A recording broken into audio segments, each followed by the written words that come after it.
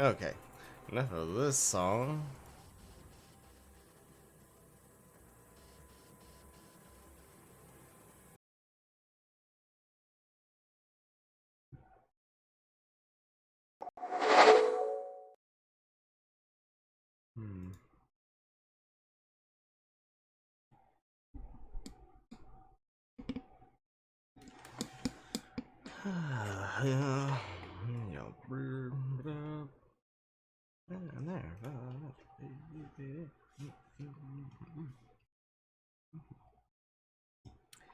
Alright, I'm back here for a short time only.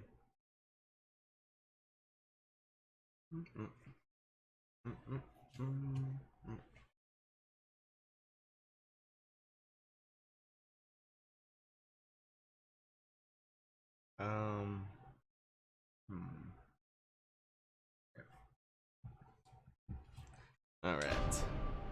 I had to move my camera because I think it was kind of covering up. Well, I mean, I don't think. I know it was covering up the dialogue. But I was reading it, so it doesn't really matter, right? Well, some of it. I wasn't reading all of it.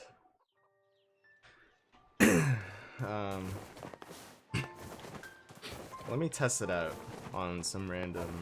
Oh, let me go get my eggplant. Since everything died, because I planted everything and I forgot about it, and I had 4 rows of dead crops. It was great. Oh.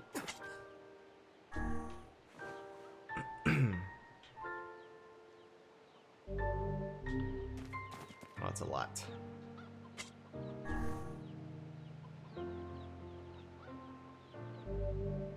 I need to get goat skin. I think. Goat hide? Goat skin? One of them. Something that I don't have and I can't get from killing the goats for some reason.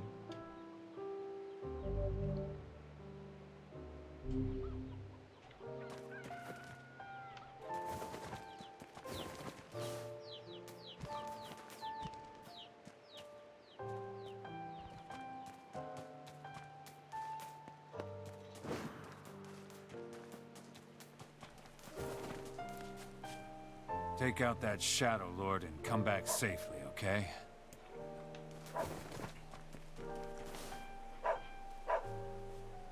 Cute.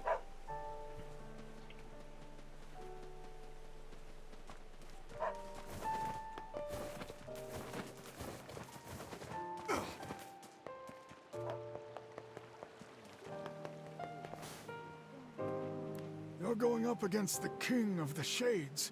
Be careful. I worked it out. The 2 boys are going to stay with Popola.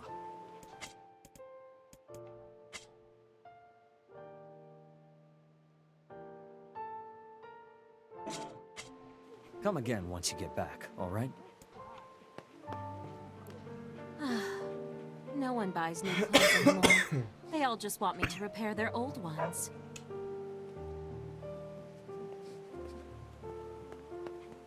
I know it's a hard world, but what better time to make your flowers blossom? I need Come see somebody me again, okay? I need somebody with 2 bars of dialogue to test this out. You saved his life. From now on, I'm giving you a discount. It's way too early. It's too early to do anything. You better come back in one piece. You hear me? But I have work today, so this is the only time. Make sure to bring Yona back safe and sound. We don't need a repeat of this tragedy. The only time I could stream is right now. I will. I promise.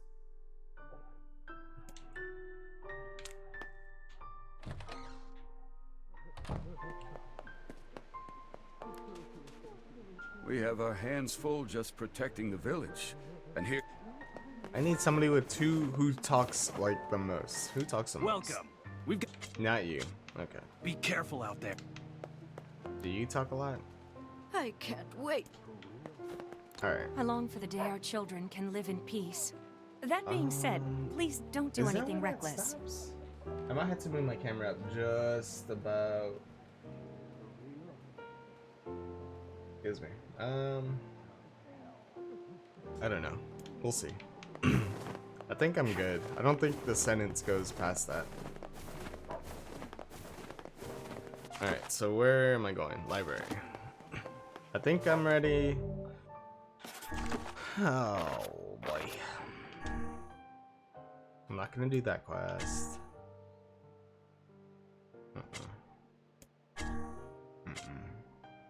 Can I abandon quest? I don't know where to get goat hide. Oops. Whoops.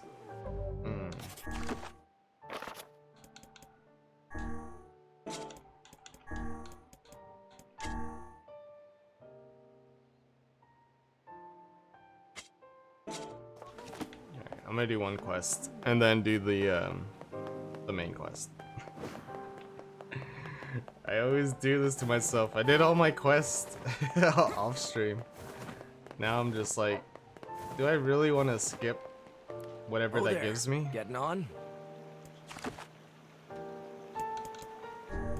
Get the magical herb.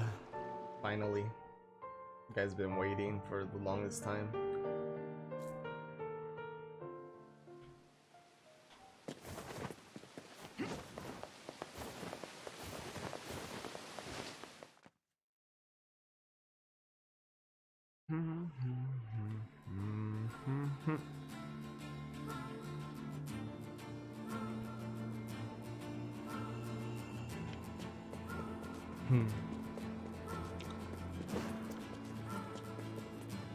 Dude, just waiting for his delivery on his magical goods. And it's probably been about a week or two since I last talked to that NPC. He is struggling, dude. He's like, I wonder if I can smoke this. Just grabbing random objects in the room. Like, what does this taste like, I wonder? What's up, Tran?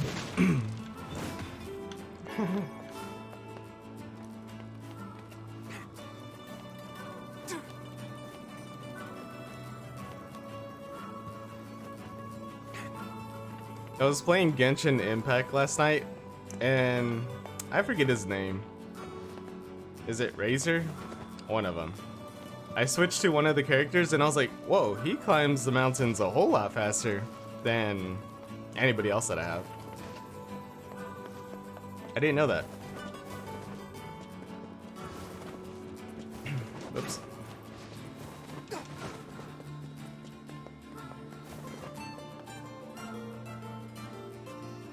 Yeah, it was Razor then. Wolf Boy Razor. I want to get Klee. There's a Klee banner.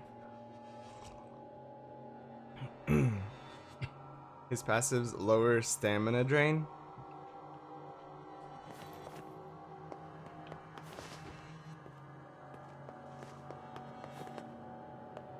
Lower stamina drain. Like he drains stamina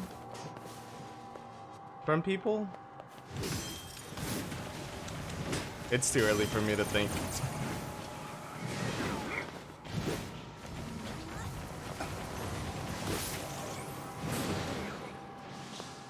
Oh. Oh, okay. Oh, wow. Yeah, he's pretty good then. I was wondering if I should level him up. I don't know who I should level up. I just want Klee and or Chi-Chi, and then I'll be good. Hey, there are shades here. Wait, what? Oh, shit, there are shades. This guy? He doesn't do much damage. I am strong. I've been in the hyperbolic time chamber for quite some time. See? Elaborate machine.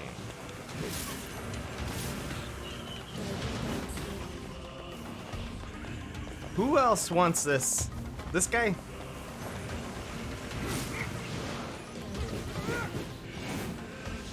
Justice was served today. Oh shit, there's more?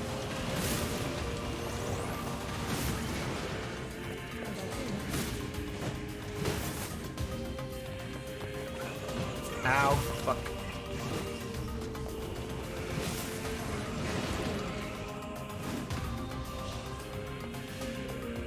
That it? Now, if you don't mind, I'm going to extract this tree's roots to give it to an old man so he can smoke it and live his last years completely baked. Thank you. That's the last of them. Now let's get a piece of that tree root.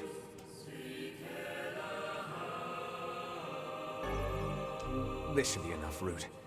Let's get it back to that guy. He's gonna be like, what, this is it? You gonna get any more? I need more. I have another quest for you. Send this back. How do I get back up? Not like this.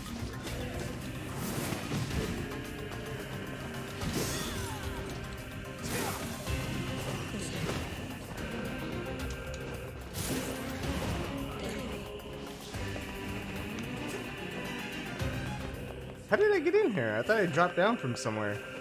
I don't see the spot that I dropped down from. Oh, I see it.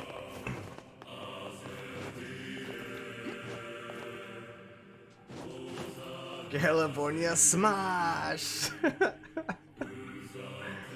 Razor was your The main? shades are getting so strong. They were never this powerful before. It seems the Shades are continually expanding their forces. Oh, that's not box. Looks like they'll just keep pushing us humans back, huh? No, I'll find a way to stop it.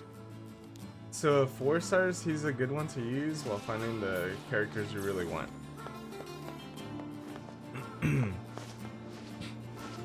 Alright, I guess I'll just use him since he seems really strong and durable.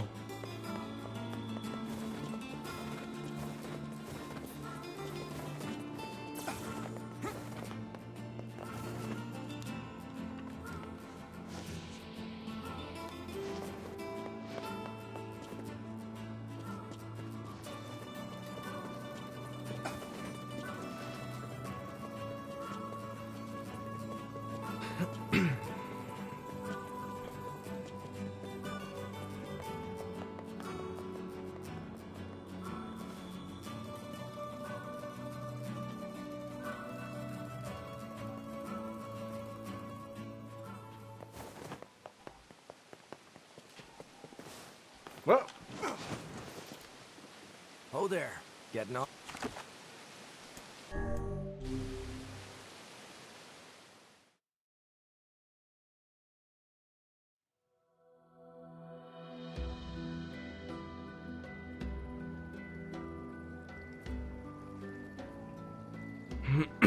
so I switch out only to try different things.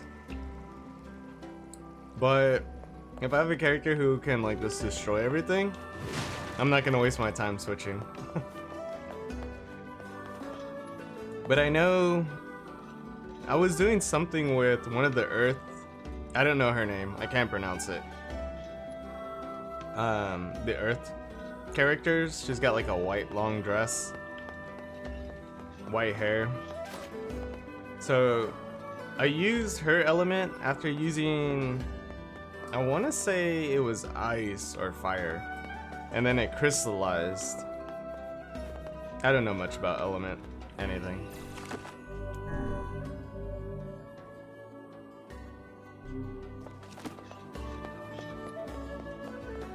Oh wow. Yeah, that one.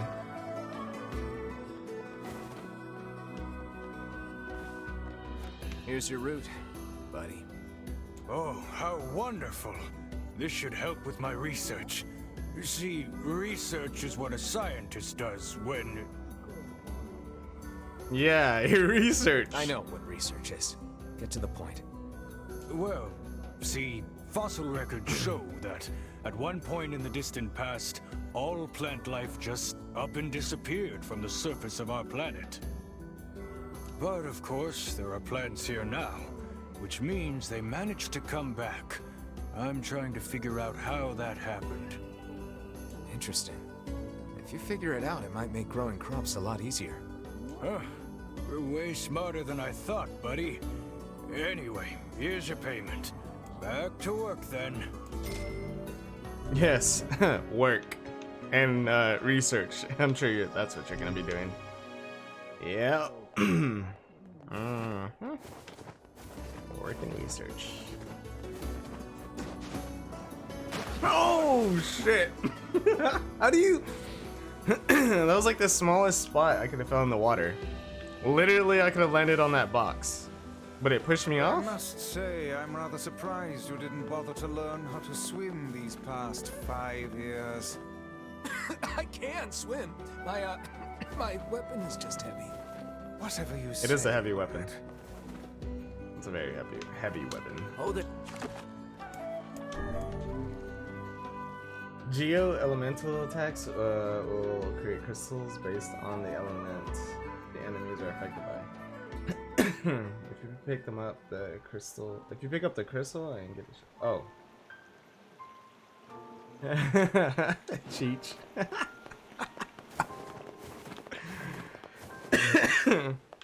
Oh fuck. No. Whew. Whew. I do it to myself, honestly. Hold on.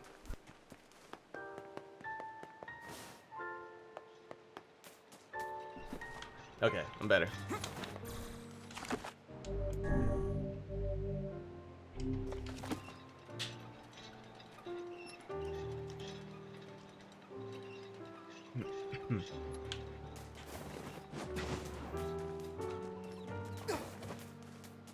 All right, book. I'm ready. Ready to see what happens. What's to become of what?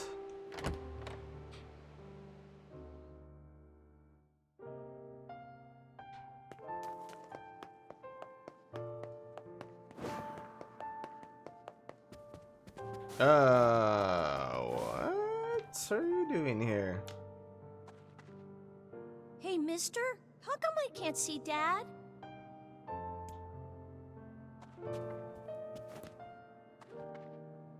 I'm sorry for all the trouble, sir.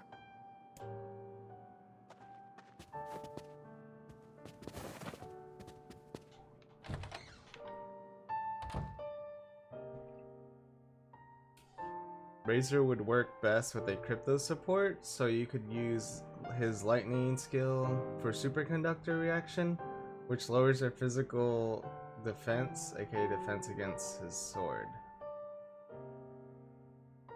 Yeah, my thoughts exactly. So what you're saying is I need to get Chi-Chi. Genshin needs to give me Chi-Chi, and then I can use my cryo supports. Gotcha. That's all I want. I think my main two were Razor plus Diona. I have Diona, but yeah. You're really gonna do it? The whole village is buzzing, you know. They say you're gonna go rescue Yona. I guess it's really happening, huh? I'll bring her back. I promise. About that. Yeah? Nothing. Never mind. Popola just loves to worry. Anyway, you be careful. Yes, do be careful. Thanks. Be careful, all right? Why would I not be careful? Why do people have to say be careful like 3 times?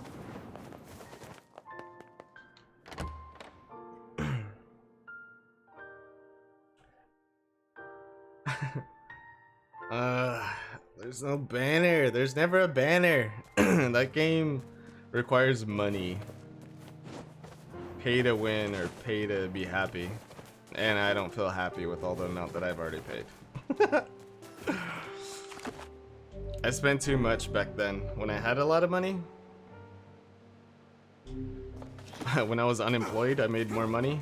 And that's where a lot of my money went. Now I'm employed and I have no money. Doesn't make sense. Oh. To the bar. Sorry, dude. I don't have your goat hide or whatever.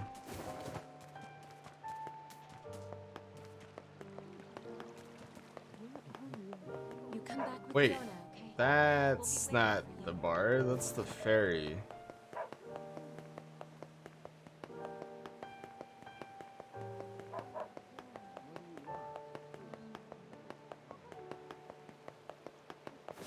But where am I supposed to go? I'm guessing to the temple. there. Get. Yeah. Or wait, no. Yeah? Yeah. Maybe. I'm pretty sure. Are we ready? Yeah. Let's all make it back alive, I just okay? almost died eating my Pop-Tart. No. It's not good. It's a plan. Oh there. Getting off. No, I thought you were gonna tell me like something, some words of encouragement or something. No. No. No. No.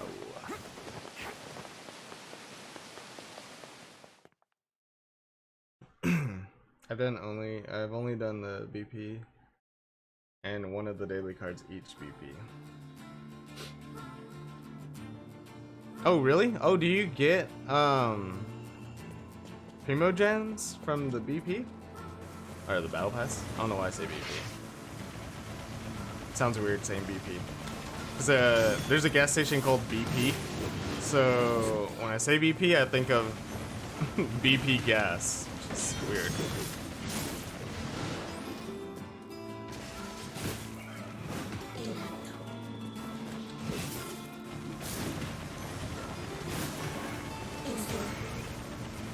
Come on.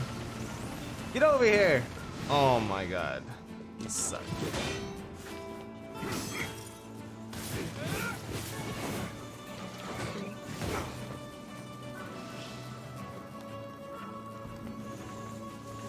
Whew. Oh god. Don't knock me off my ladder. Good luck down there, guys.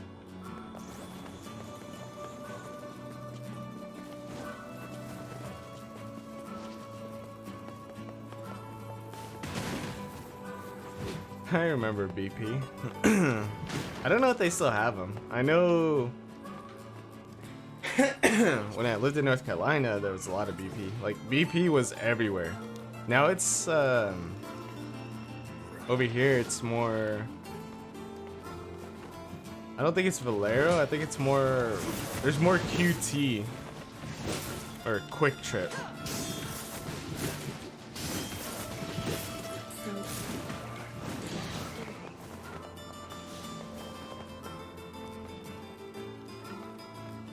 There's some gems on pass, plus a weapon and better upgrade that stuff.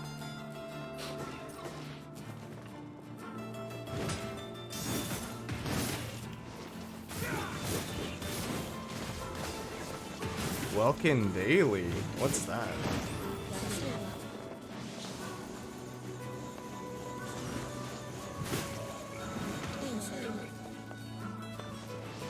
$90 gems a day?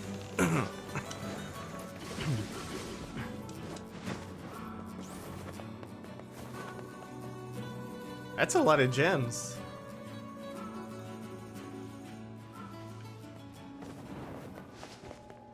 Unless that's tied to the battle pass. The Welkin Daily. I don't... You said daily, so I'm guessing it's not tied to the battle pass?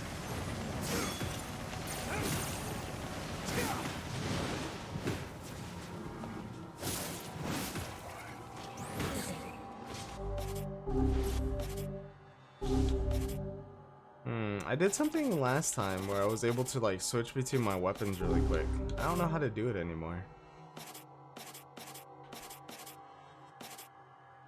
I don't know why I would want to lose that much damage.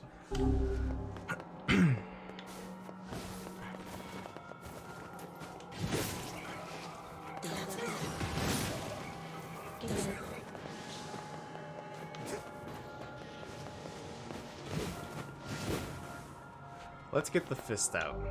That's what I need. The magical fist of death.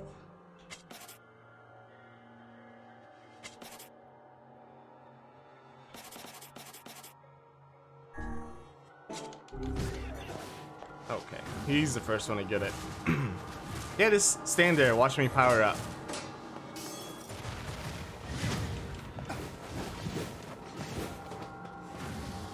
Or wait, is this slowed? Oh, everything's slowed down. That's cool. That didn't hit him though. Wait, it's not slowed down, they're just dumb. Okay, never mind.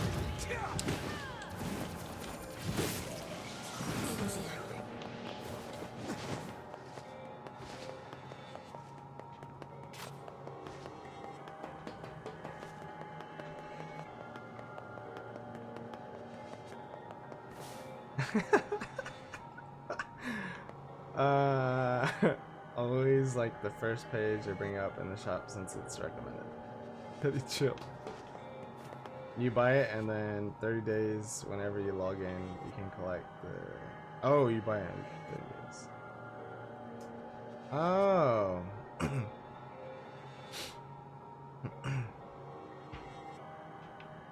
Gotcha.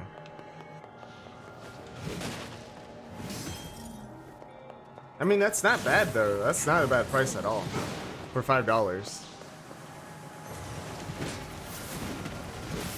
Compared to obviously buying the gems separately, which is like ridiculous amount for no satisfaction.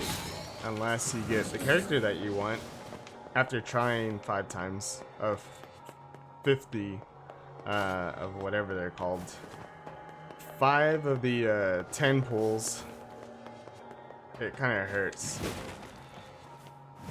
Especially when there wasn't as many characters back then. And I still didn't get her. What are the chances of me getting her now? Very low.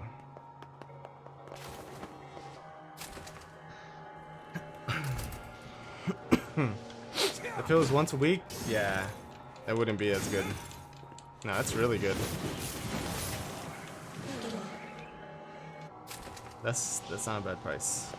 Can you do can you group up in a party and do that daily? Or is it a daily that's like super easy and there's no reason to group up? I'm thinking of just like casual group, not like I need help, let's get into a group. Just like, oh hey, let's do this together. Friend type of help group. Oh, 4 hits and you're gone. Well, it was more than 4. This guy didn't even send it. Oh, what the fuck? What the hell was that? Oh, Emil. It scared me. Okay.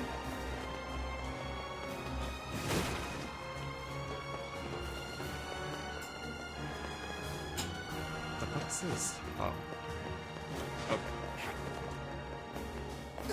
You want me to go this way?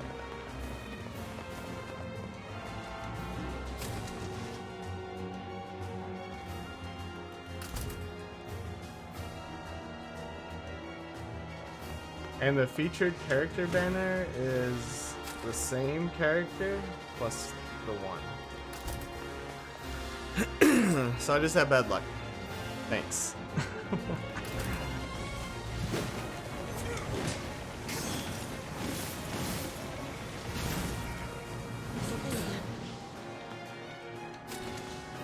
Dude, I spent...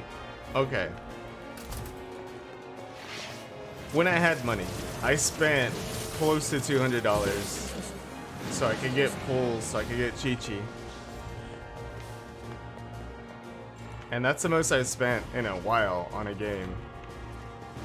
Like, that's a lot for a chance of getting somebody in a game.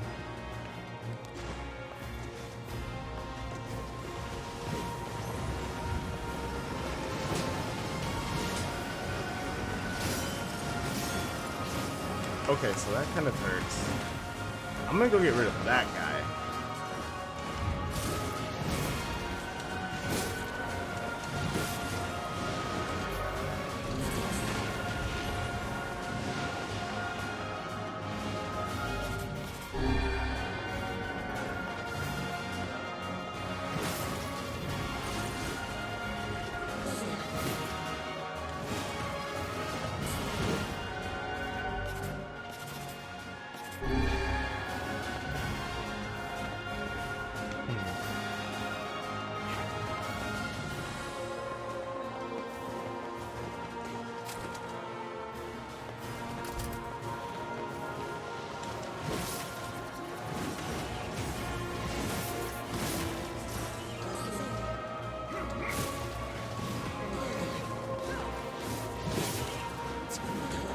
Dude, the strength capsule. Holy.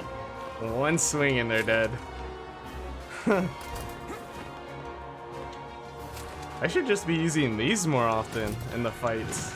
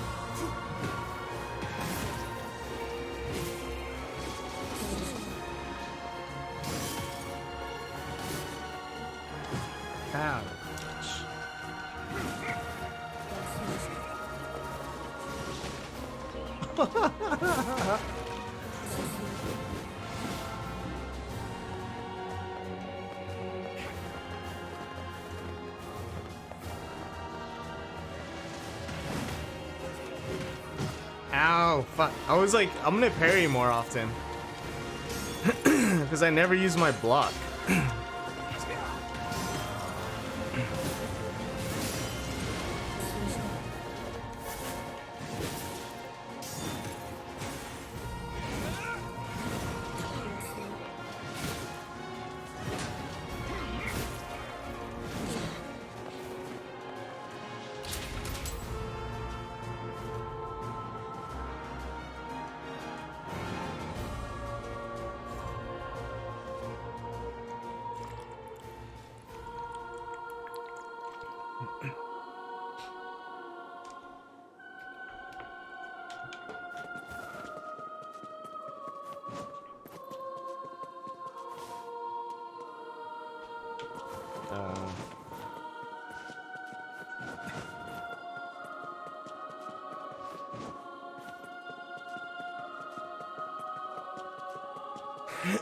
Oh great, this maze. I remember this.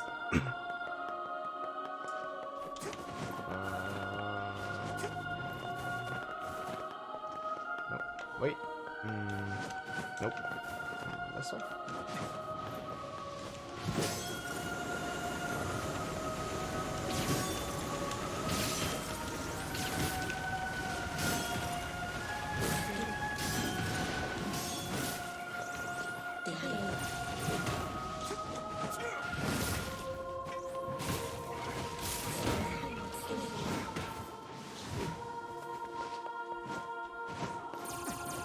Whoa, what the hell?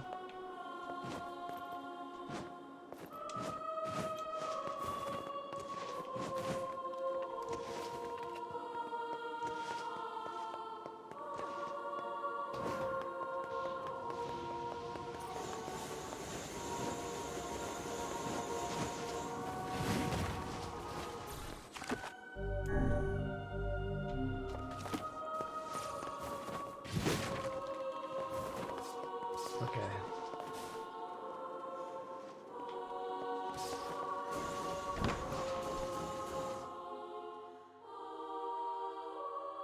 Such an ominous sight, and yet I find it strangely nostalgic.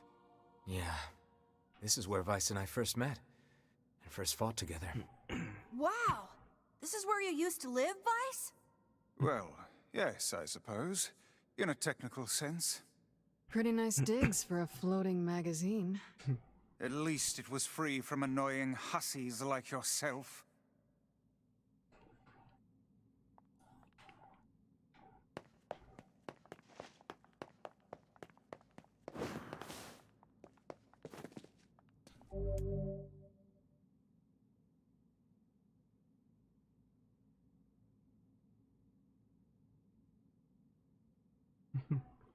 And now the path is open.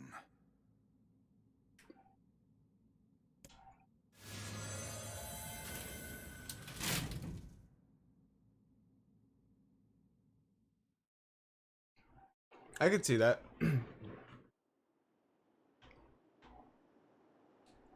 Emil's voice does have a little Ash Ketchum to him.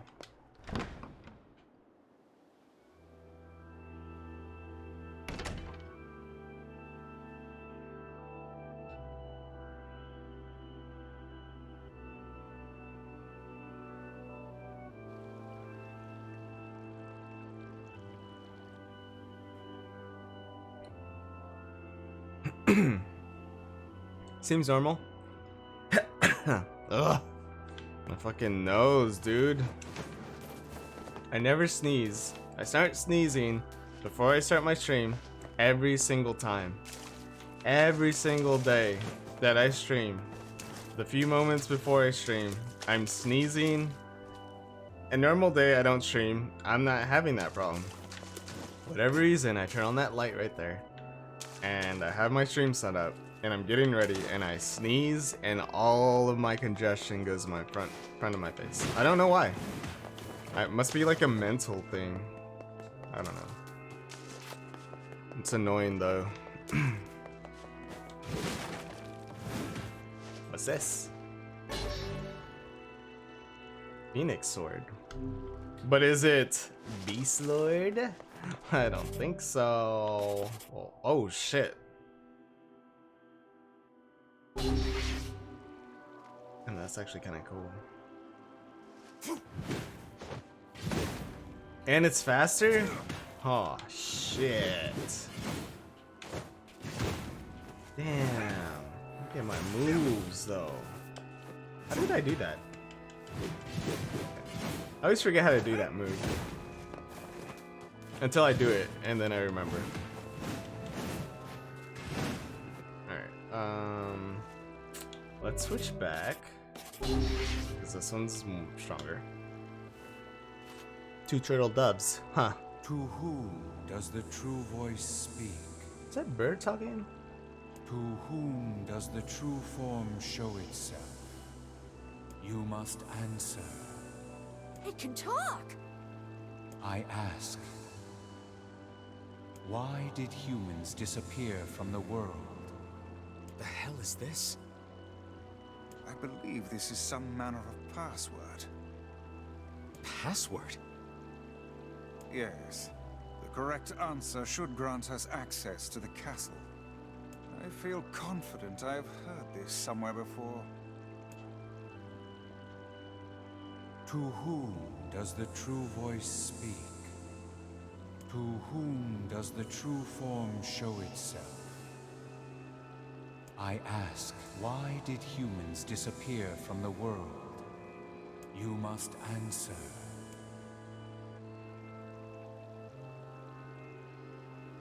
Because of a black disease? Because their lives are short?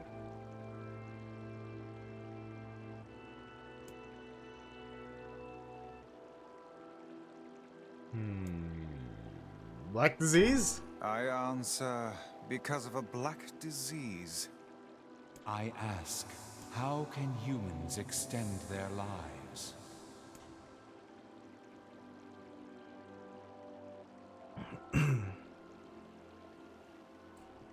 By separating body from soul? By acquiring leaves of the sacred tree? How the fuck am I supposed to know any of this? I'm gonna go with separating body from soul. Maybe. I answer, by separating body from soul. I ask, what is the destination of souls? They are placed in their corresponding shells. They are in the promised land, bursting with light.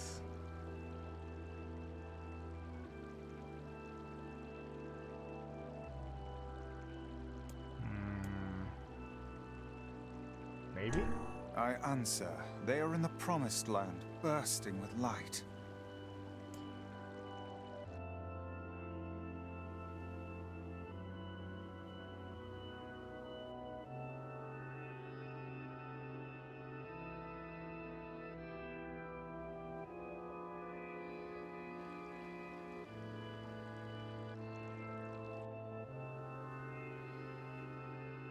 Blast. I appear to have made an error. Okay. Oh shit. Wait, I wonder if I was right from the beginning? You fucking birds, let me in. Why did you must? Alright, I'm gonna go with black disease. I ask, how can humans? I'm gonna go with sacred tree. I answer. So once I get it wrong, it's wrong. Okay, that's what I wanted to know. Like, once I get it wrong, it just like, nah. I'm gonna skip that because I'm pretty sure that's wrong. Okay. So I was doing it right. It was just the last one. Damn, that's not bad for the first time, I guess. To whom I ask? Why did you To must? whom? They might as well have been owls. I answer. I ask, how can humans? I answer. I ask, what is the destination of? Did I? Hold on. I think this is the one I messed up on. I answer. They are placed in their corresponding shells. Very well. You are acknowledged as master. You may enter. Well then, it seems the way is open.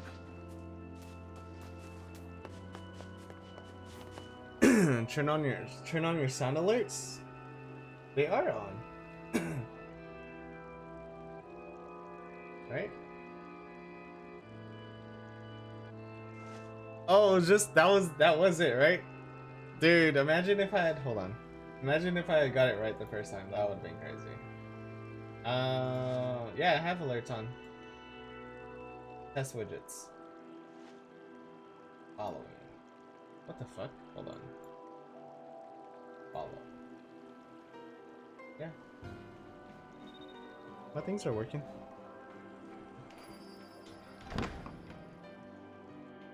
I followed myself.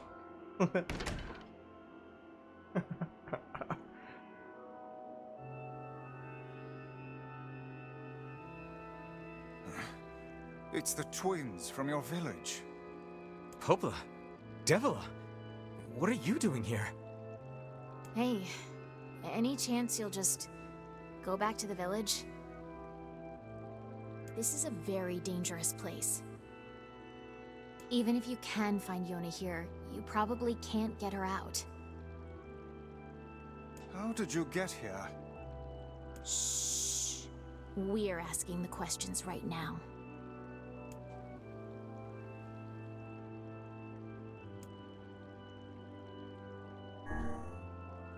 We're here to rescue Yona.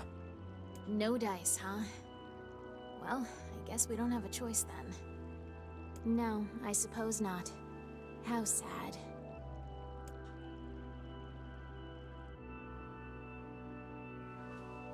The fuck? We didn't want to fight you. We really didn't want to.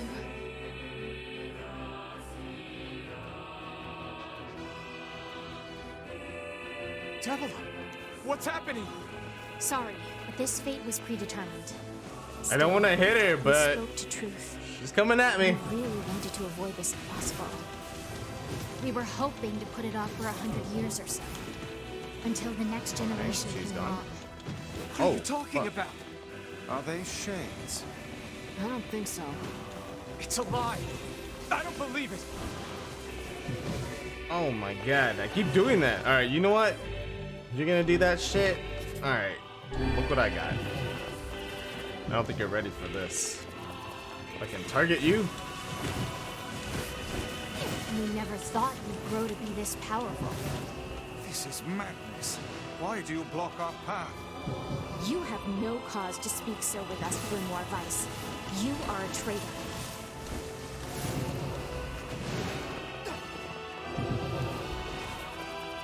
Oh yeah, that strength capsule. What now?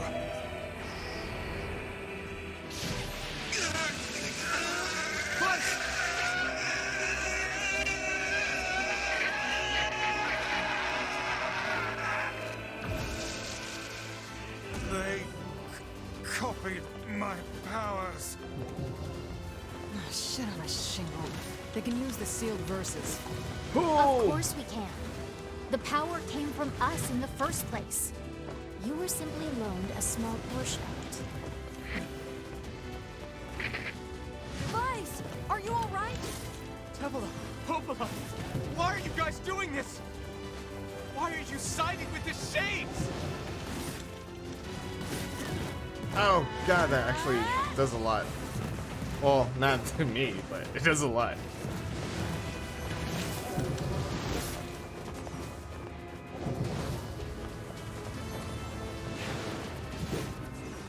Not when you're as strong as me! Ha! Why? Okay, Brockers are sound like The answer to every riddle lies within the heart of the Shadow Lord. The Shadow Lord? So you've been on his side this whole time? You must search for that answer yourself. You've got to face your own truth now. Please, enter the Shadow Lord's castle. Oh, you're talking about the sound alerts where it makes noises or whatever? Yeah. I haven't managed that in quite some time because nobody was using it, so I just kind of left it alone. Popola are fighting us. I think I just ignored it after a They while. seem to be putting us through a great deal of...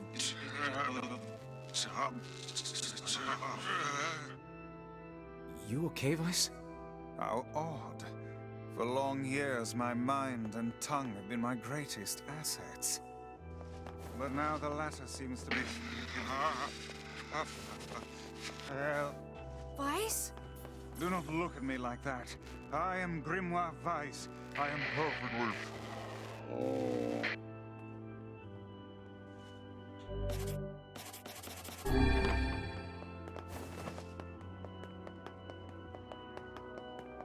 I think I hear a waltz.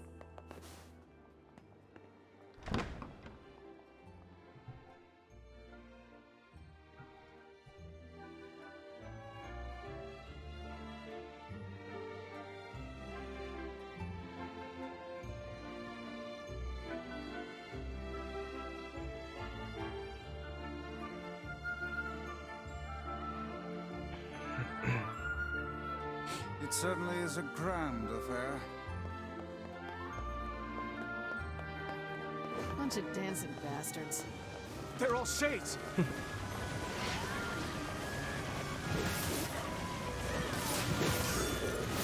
I think we're locked in! It's not like I was planning to leave. Yeah, it's a bit late for that.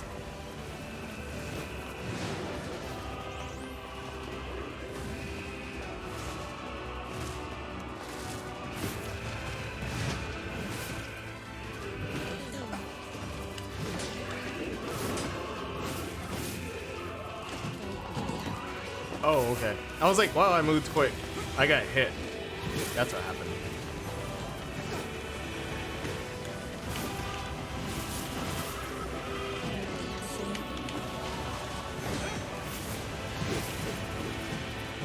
Dude. Fuck off.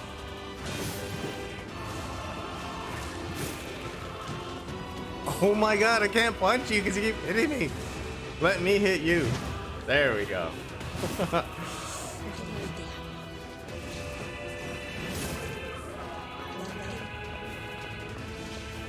Took a lot of unnecessary damage there.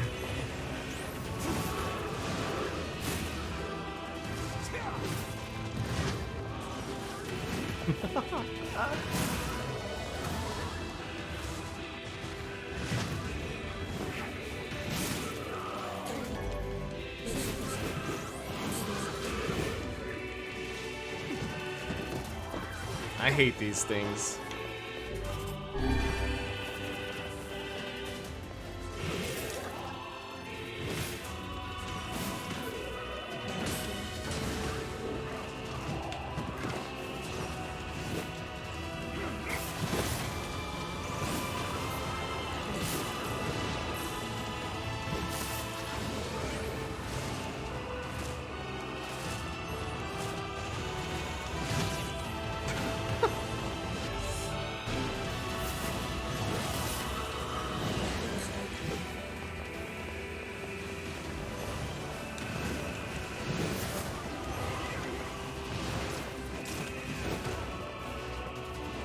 Dude, get down from there. Okay, I hate that thing the most, I think.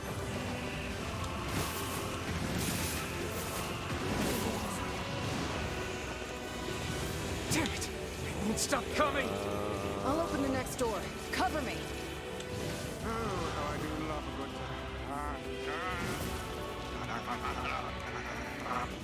Parts! Oh, right. Protect the hussy, yes? Good plan. Let's go.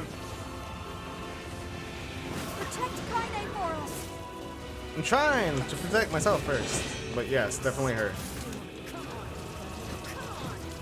Kainè! Hurry! It's not open yet? Do I look like a goddamn locksmith to you? Kinda. A little bit. You're a locksmith of my heart. No. Oh, shit. My bad, dude. I don't know how to turn them on.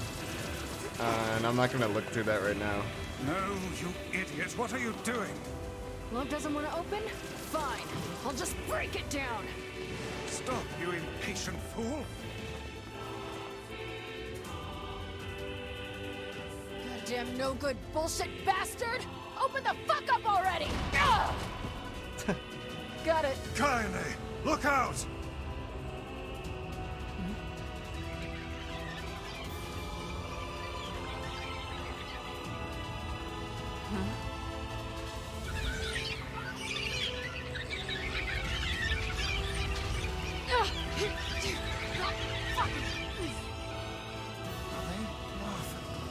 These things are freaking me out!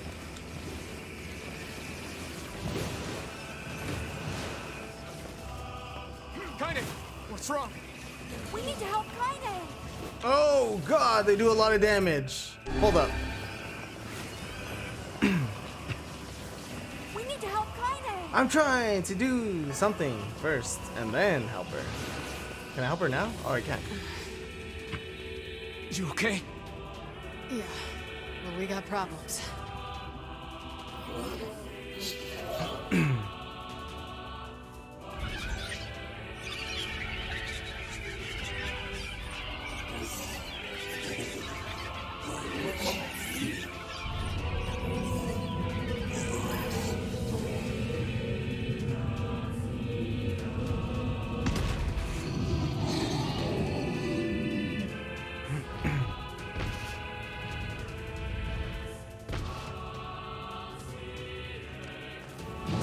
Oh, We don't need wow. forgiveness, asshole. Wow.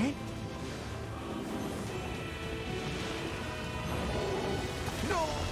Okay, good.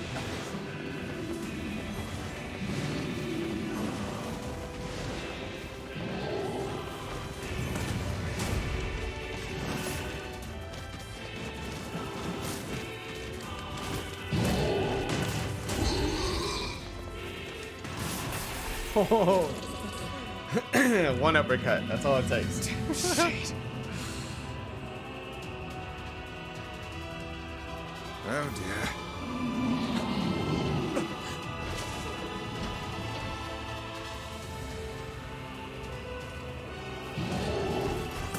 Okay, he's got armor. Then I need this.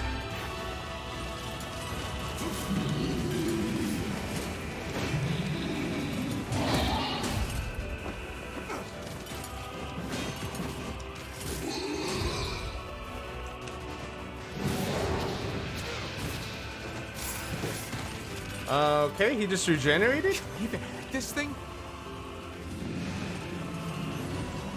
That far! Oh no! We can't stop now. Damn it. Oh, okay, I guess I'll go in and hit it with my sword a little bit. Stay focused, Kainè. Don't fall victim to such distractions. Come on! We have to keep going! Let's go.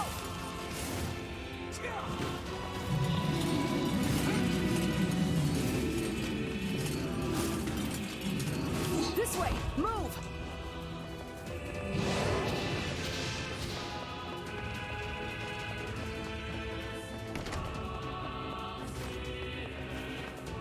Up here!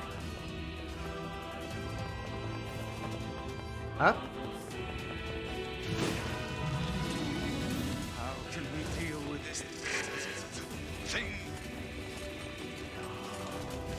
There might be a weapon in this though. Ah, fuck. There's probably a weapon in there. Hurry! Oh my god, wait! Wait! Oh shit. Okay, so I'm dead if he hits me. Got it. I want to see if there's a weapon in one of those boxes. There's gotta be, right? Like some. Oh, hey, baby! Down there.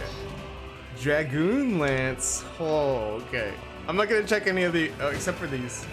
Okay, I'm not gonna check any more of them. Fuck it. Here. I'm coming. I just wanted to see if there was a weapon. I'm gonna check here too. Okay, there wasn't. Fuck, I already knew that. Can I just shoot these? Yes. This is the easier way to do it, right? My thumb's kind of sweaty, but that's fine. As long as I just hold this, then I don't have to worry about jumping or anything, and I can just run straight. Wait, I could check for weapons like this. I'm not gonna stop and pick one up if I see one, maybe. Am I going the right way? Okay, I am.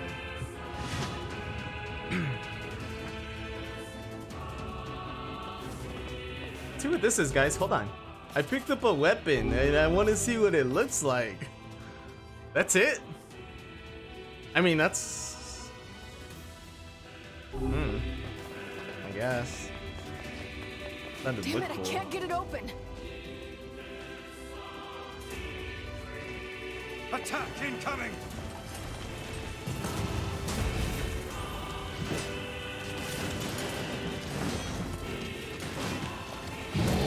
I had to hit his back where it's not armored. His underbelly. The entrance is locked too. Oh! It seems we are in a bit of a predicament.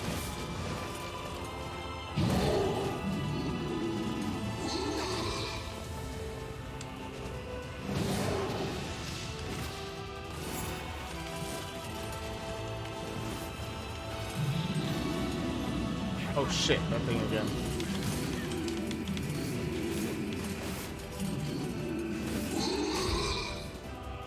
It's a lance, just like it says. I thought it looked cool though, because it's called the Dragoon Lance. I was thinking like Final Fantasy.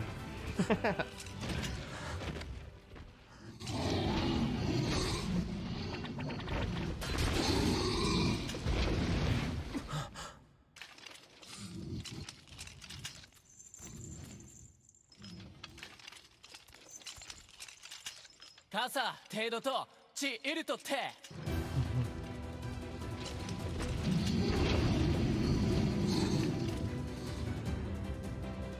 出づち汗ようり言ったおきっとだあらペルアと試練地無石音イラ The King! Ka, Tsude. What are you doing here? Saruri to shita. Shoot him in the back. You are correct. Yeah. Arakote Sanseitai. フルワリフワリとデッドラス感化失禁で But Ara! Peruato! 女来て蹴り声たり Apia. Tosachi Chisata to. Toneruta Kaizabuchi.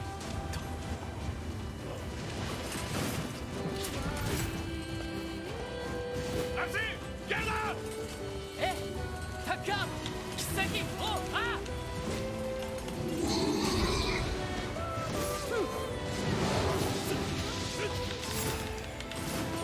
Rescue the one I hold most dear? Kainè is right here.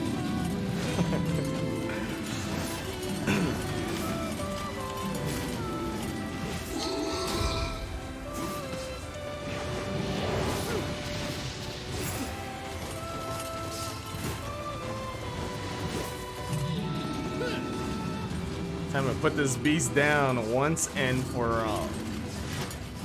Okay, that was it. Once and for all.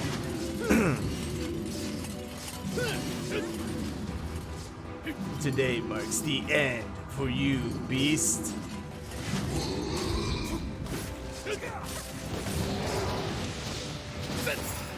Damn it. Die already. How do I kill you? You You don't even have a health bar anymore.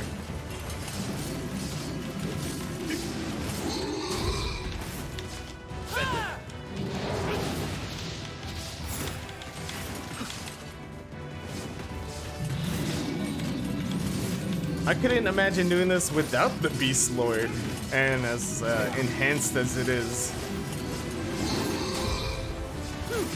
You know what?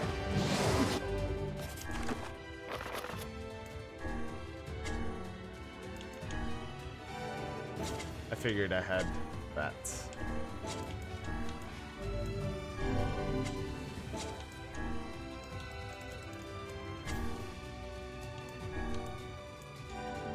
Oh man, he's in for it now. It's his fault. Really. This should do it. This should do it. Oh, this is gonna do it. This is gonna do it. Oh wait, yep.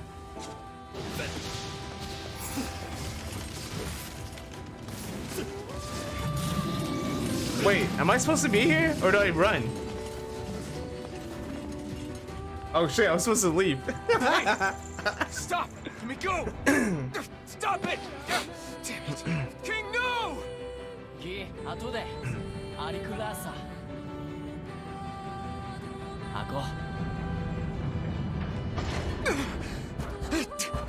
No! Open the door! You can't fight that thing on your own!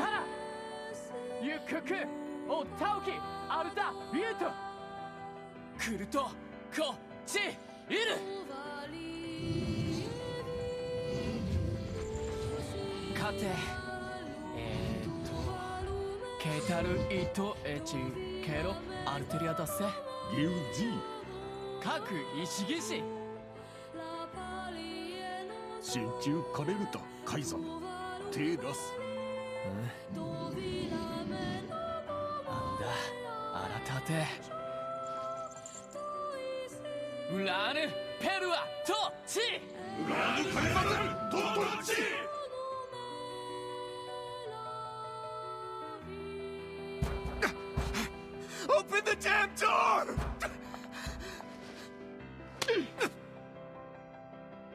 Knock it off already.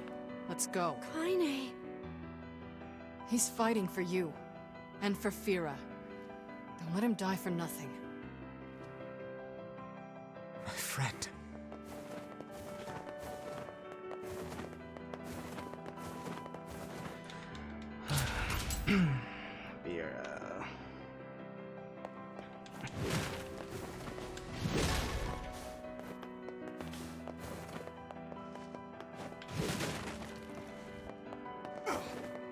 Oh, you know what?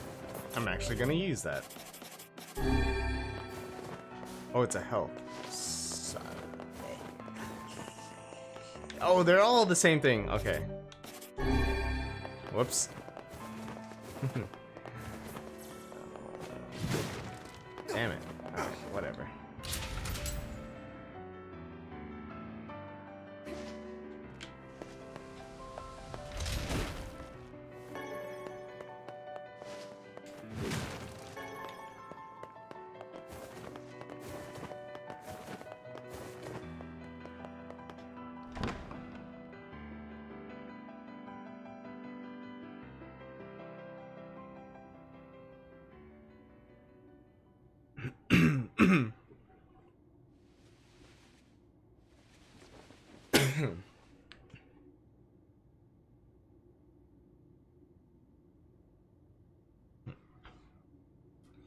Devila! Popola! Oh, look. You made it. We've been waiting for so long. Why are you doing this? It began 1300 years ago.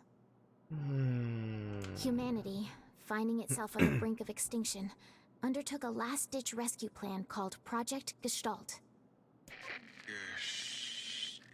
Gestalt? Do you still not remember, Grimoire Vice? Then let's give you a refresher.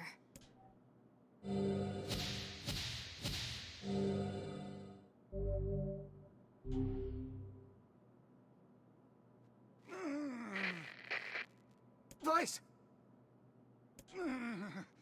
My mind.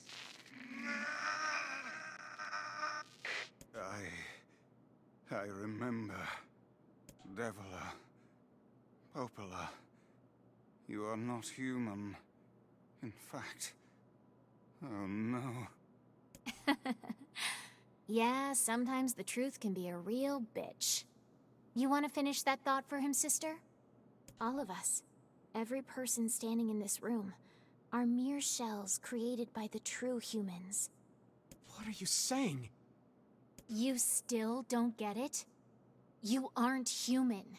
So then humans, I mean, the true humans, are extinct? No. They still live on. You know them as shades. Each shade is a twisted remnant of what was once a human being. Crazy, huh? Now let's skip the part where you stand there with your mouths agape and just get down to business. Wait. Sorry, but we're gonna be needing that shell of yours. The rightful owner has been waiting for a very long time. Please don't be angry with us. We are only doing our duty. Our endless existences have a single purpose: to control the lives of others in accordance with the will of the true humans. You have your own motives, your own desires. And we have ours. I fear it really is just that simple. Don't speak such foolishness. Sorry.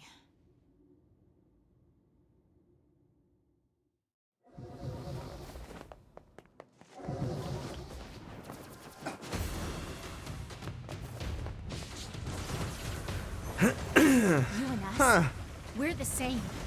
Tools in the hands of a master. No, I'm nothing like you. She can do it twice? I can only do it once. Oh, okay. Doesn't hurt.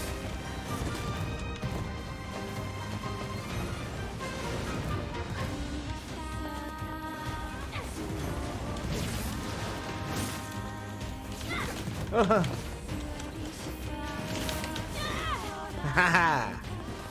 I am strong. Devila? Devila? Now that I'm done with her, you're next.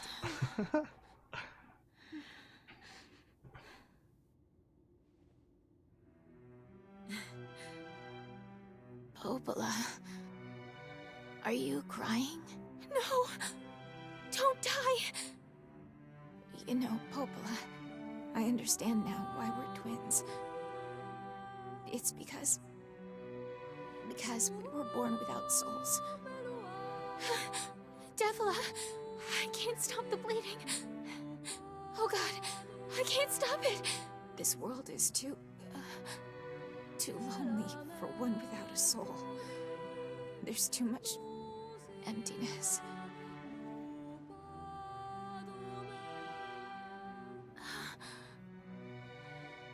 Our souls are missing. And yet somehow our tears still work. It's kind of weird. Sorry, sis. I love you. Devila! Devila!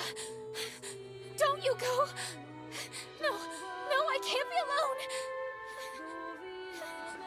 Devila!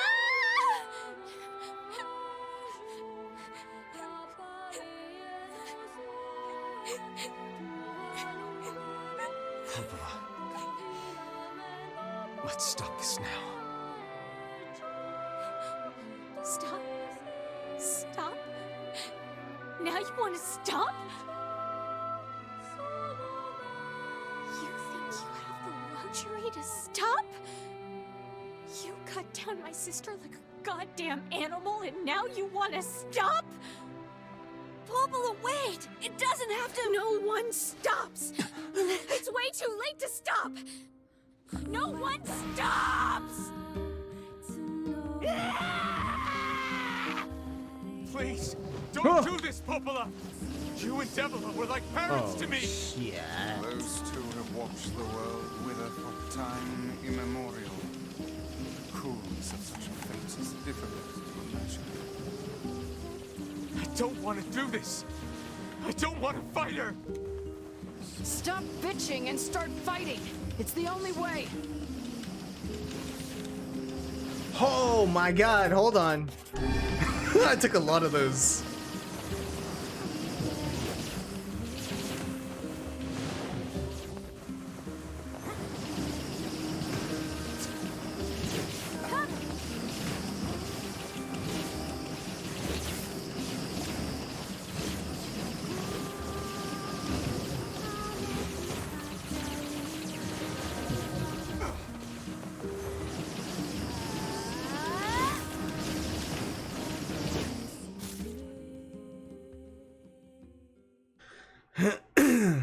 Could just die instead? Yeah, that sounds not No stopping good. ever.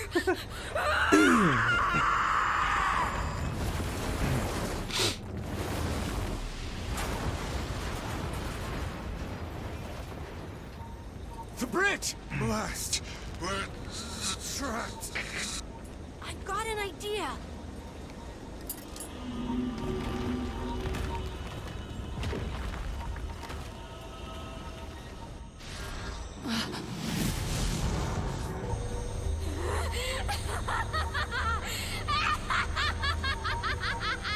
I fear we're done for. It'll be all right. Huh?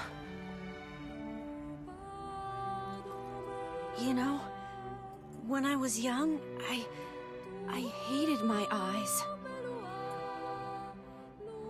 And now that I'm older, I hate what my body has become. But there's something else there now. Something like pride, you know? I mean, without all this, I couldn't have become your friend. Goodbye, my friends. Thank you for everything. Emil! For so long, all I could do was destroy. But now, I have a chance to save something.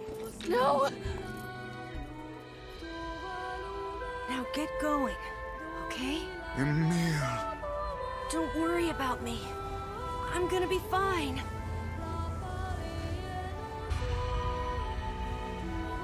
Emil! Emil! Emil! You jackass, get back here!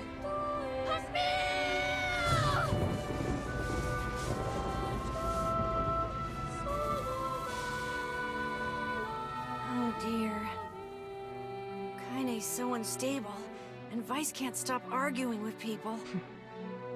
I hope they can hold it together once I'm gone. Well, I guess they'll just have to learn.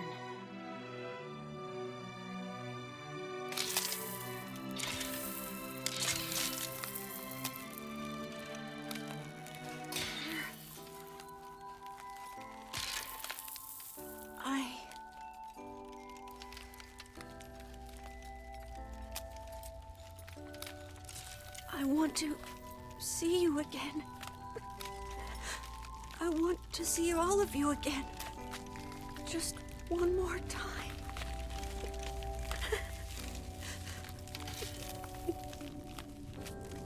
I'm scared. I don't want to die.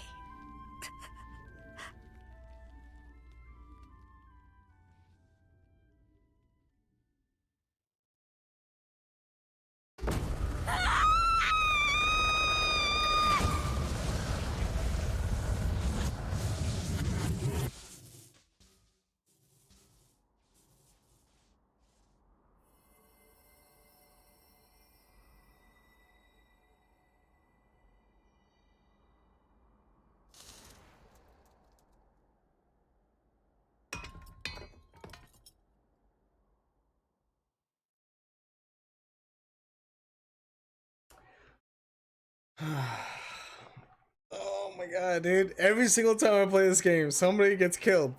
And oh no, it's just so it shouldn't be like this, but it is.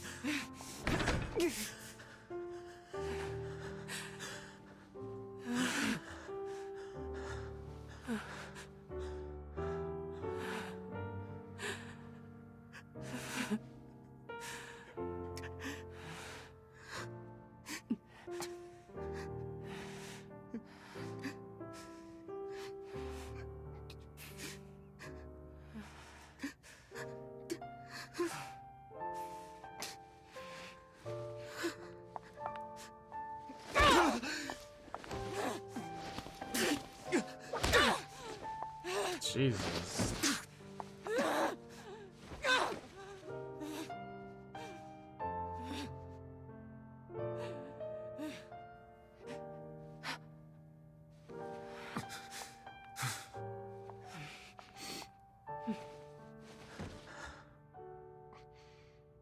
Let's go.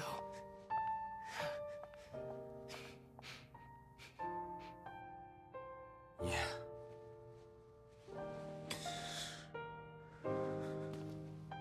That was like a Shinji Asuka moment right there.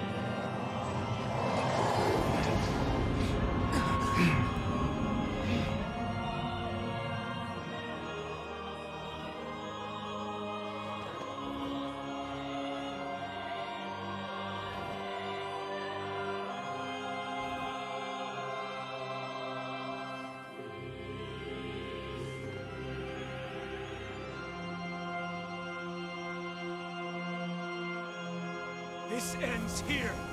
Strike hard. Hold nothing back.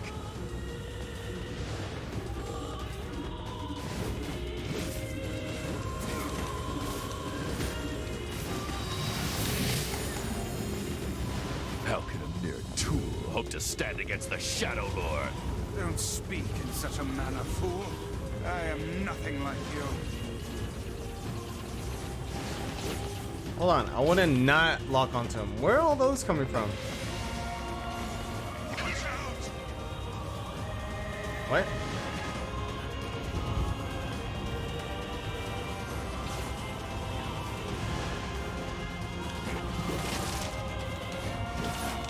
No! Impossible!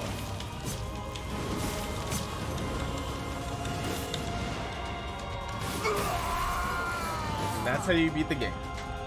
You're welcome. Be careful. Or not.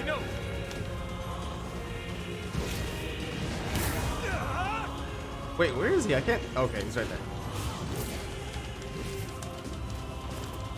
Maybe if you upgraded your Beast Lord instead of that little weak weapon, you'd have a chance against me. And hold on. And yeah. Hold on. This isn't cheating. It's in the game.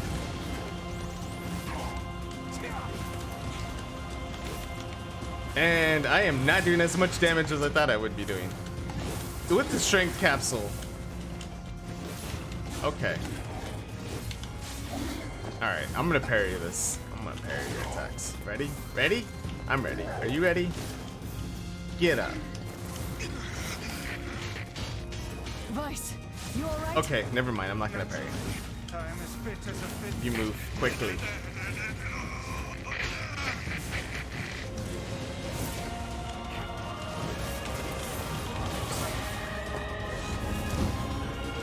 Oh!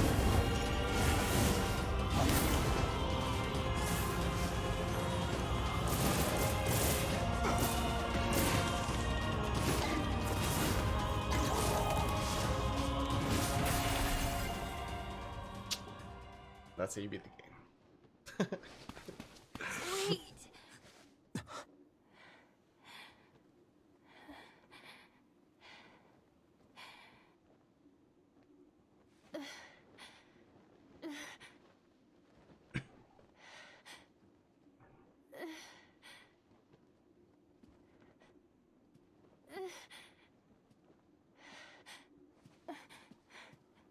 Brother?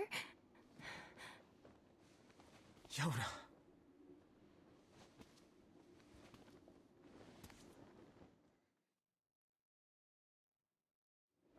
Huh?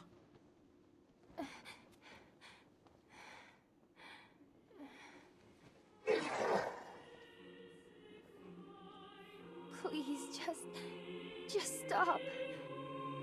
I don't want to do this anymore. I don't need someone else's body. I don't want it.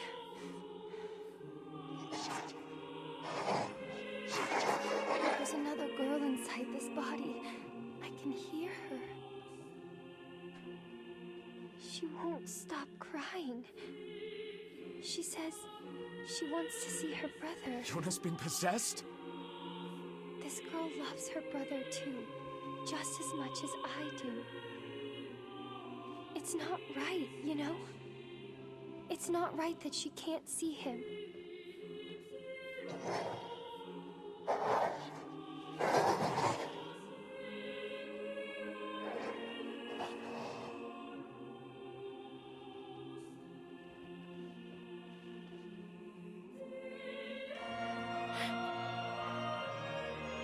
It's you, isn't it?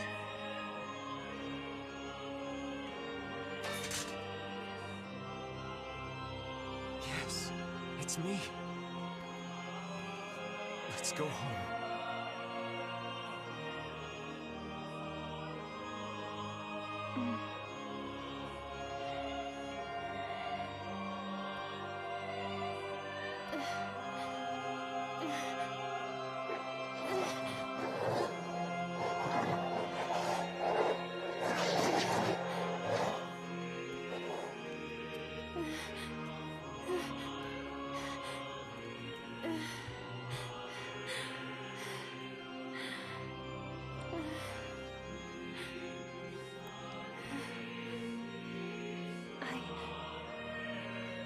really sorry. I don't know what to... I'm so very sorry. No matter what. Just know that... I love you.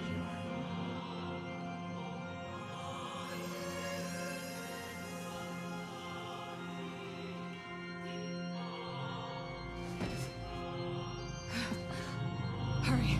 The shade that possessed her is gone.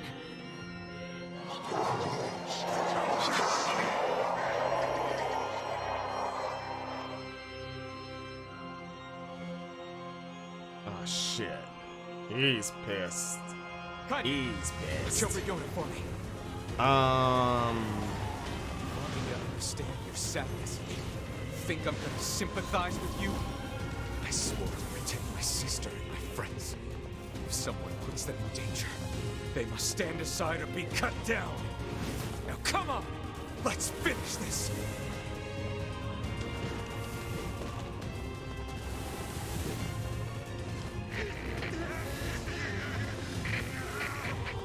Weiss, what's wrong?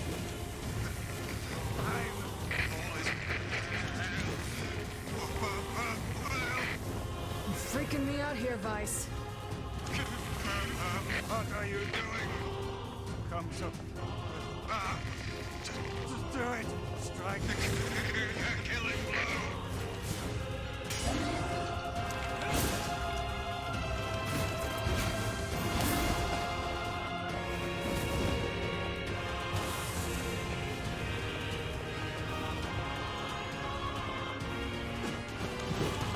Damn it, I can't hit you. I want to hit you with my sword.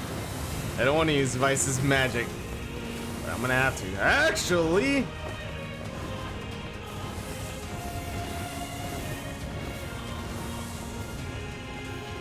Okay, actually, I'm gonna use Vice's magic. I don't care.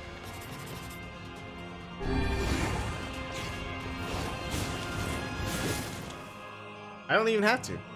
I'll do it myself. No magic. All me. Beast Lord.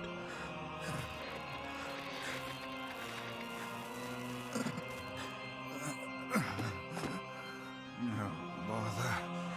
One moment, please. You okay? Fine, just fine. Alright, no, I'm not. Weiss. It seems some headstrong idiot has decided to push me beyond my limits.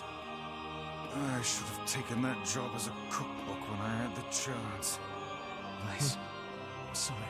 Sorry. Only joking. I hate cookbooks. But... Let's go. Out of the way. I have one final task to fulfill. Where are you going?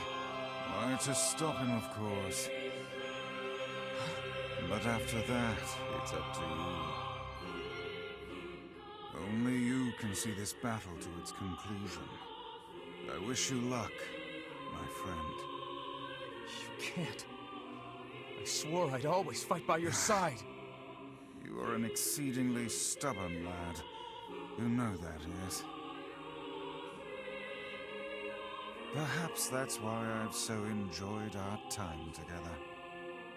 But I fear this is where our journey ends. Weiss! Oh, and remember what I told you about using my full name? Well, forget it. I've grown rather fond of Weiss. Weiss. I knew you'd come around. Don't let it go to your head now.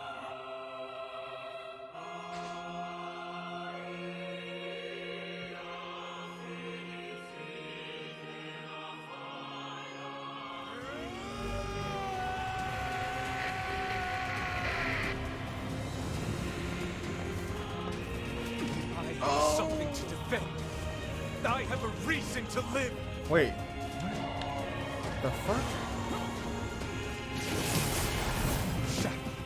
Jesus. Oh no.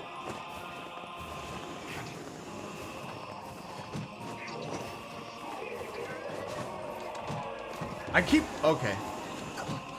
Okay, I'm done. Alright, I get it. I get it. I get it. I get it. I get it. I get it. Hold on. Okay, I'm gonna die. Hold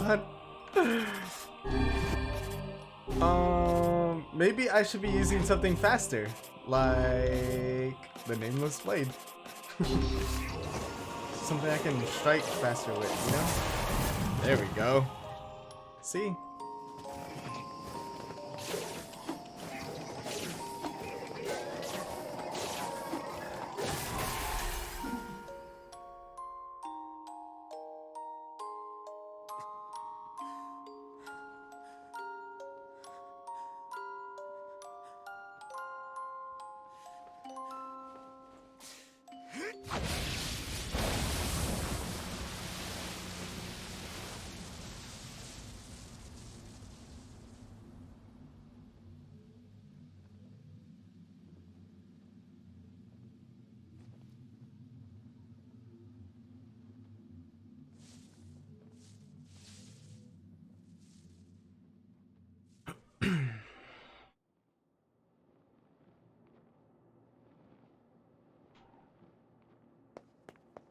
Hold on, I need to check the room. There might be stuff. This is a nice area. All the lights and curtains. There's nothing here. Is Iona all right?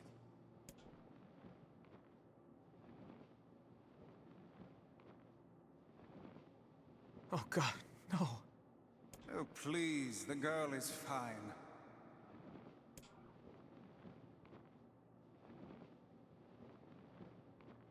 Weiss? Where are you? Are you okay? I am as well as can be, considering I have lost my physical form. Doubtless my voice will be the next to go, so listen closely. Your sister is safe. Do not mourn her, and do not give up hope. Instead, you must call her back to you. How? Use your memories. Recall the times you spent with her. Present her with proof that the two of you live still, and that your lives have meaning. I don't know. Typical. But take heart. I know you can do it.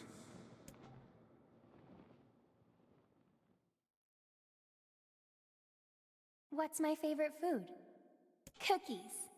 What's my favorite book? That's my magic storybook. What's my favorite place? Home with you. What's my favorite flower? The lunar tear, of course. Okay, one more question. Who do I love more than anyone?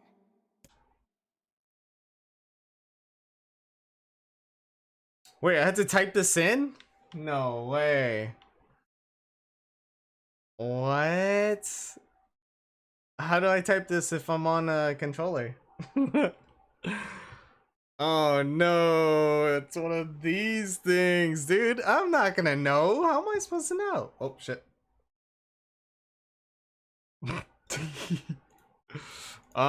Wait.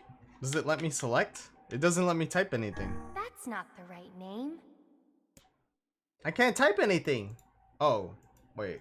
What? I can't. Nope. Come on. Think about it. Am I supposed to type? Oh, I am supposed to type. You better know. No. I have no idea. Who does she love more than anyone? Is it him? I don't know what his name is. Me? Do you really not know? Who's, I don't know, who does more than anyone? I have no idea.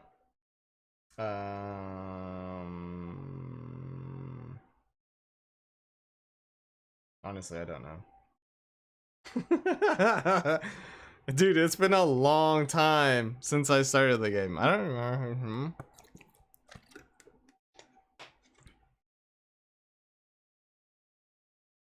Oh, I had to write my name out? Thanks, Rian. I was like, how am I supposed to write me? I wrote me. It should have been it. It should have been me. You? They should have had the option of just typing me. Me?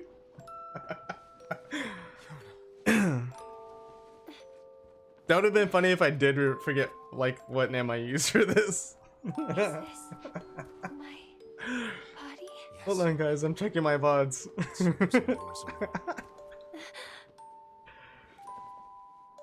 You look bigger than before. Like you've grown up. Well, yeah. I guess you haven't seen me for a while. Have I been asleep this whole time? Something like that.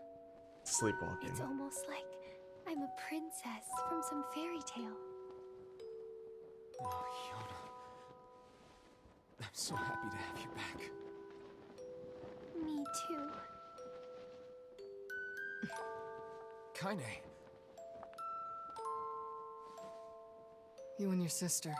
You have a good life, Kay? Where are you gonna go? Guess I'll... You could stay with us, you know. Thanks, but I'll pass. You know how it is. I got my own shit to take care of. What do you mean? Personal shit, alright? Anyway, take it easy, yeah? Kainè. Hey, look. It's beautiful.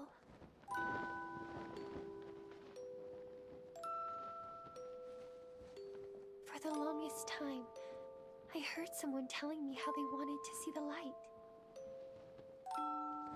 And now, they can finally see it.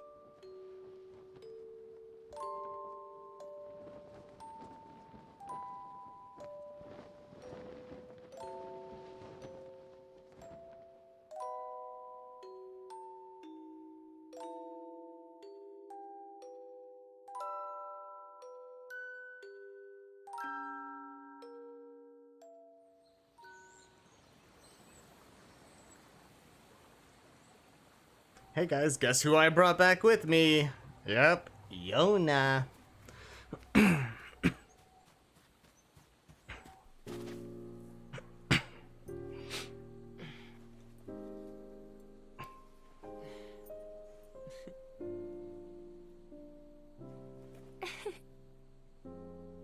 you. I love it.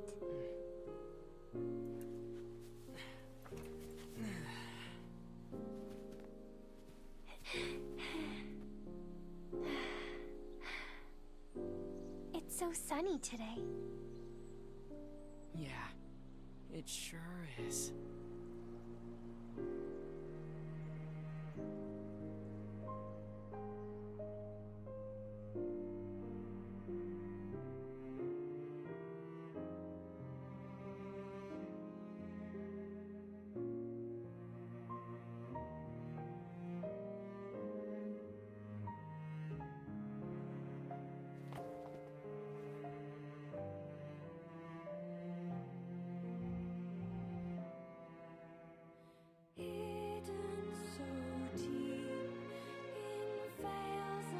I beat it. That was the end. I wasn't sure what was happening or what was gonna happen there.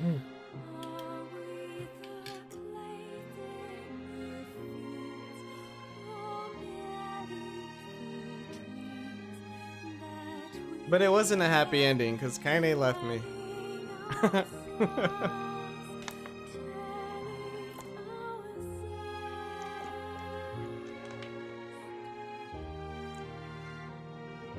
Happy ending. We just lost, like, I don't know, 8 of our friends.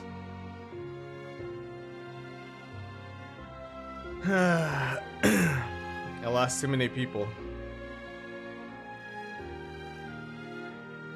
I think when Fira died, that's pretty much... Actually, no. When Emil destroyed the village... Actually, no. When Emil lost his body, and he took that form, and then he just hated himself, I think that's when it started going, like, downhill. And just things just... Everyone just started dying after that. Well, downhill as in, like, it got really sad. Not like story-wise, like it's a good, great story. But after that, I was like, man, I don't want to see another person die in this game. And then I thought Kainè was dead in the beginning. That was pretty much it for me too. Pretty much since then. Since they like tortured me trying to kill Kainè. And then the second time that they tried to kill Kainè. Yeah.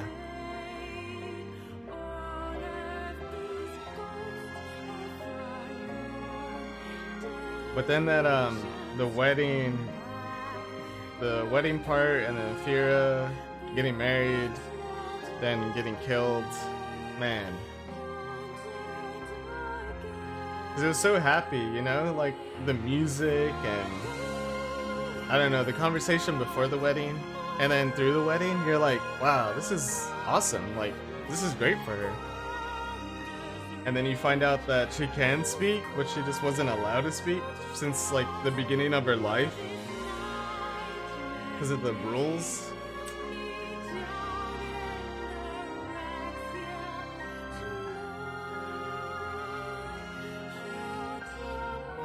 I don't know. I think that the facade area was probably like my favorite out of that. The story and like the weird rules that they had. I just didn't like traveling through the desert. I don't like traveling through a lot of desert in games. A small ray of light in the darkness of existence. Yeah. That's what Fira was.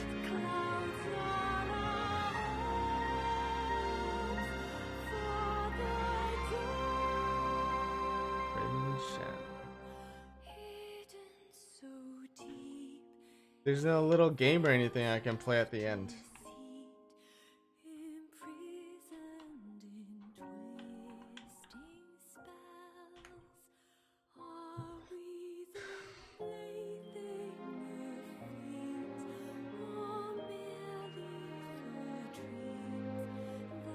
Is there New Game Plus in this? I'm guessing there is.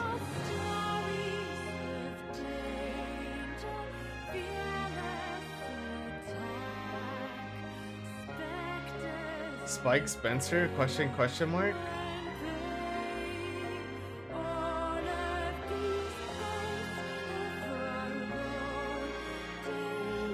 Oh, okay. Makes sense. Dude, now that I've played this though, I can kind of like, I can relate a lot more to Automata. Because when I first played Automata, well, obviously I didn't play anything else. I think I might have played this on the PlayStation 2. But I only played like the beginning part, and then I don't know if I lost interest or what happened. Who knows? But I didn't make it past like the little shopping area. It might have been a demo that I played. But I can relate to like the characters now. Like I know what each character is or who they are or whatever, like their background story. Whereas when I played Automata, I didn't know of Popola and Devila and Emil.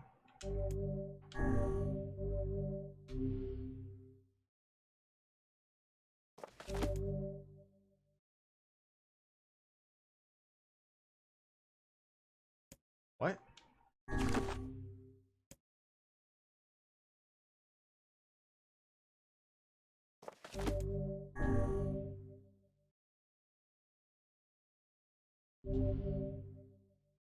A departed mother's diary in your house.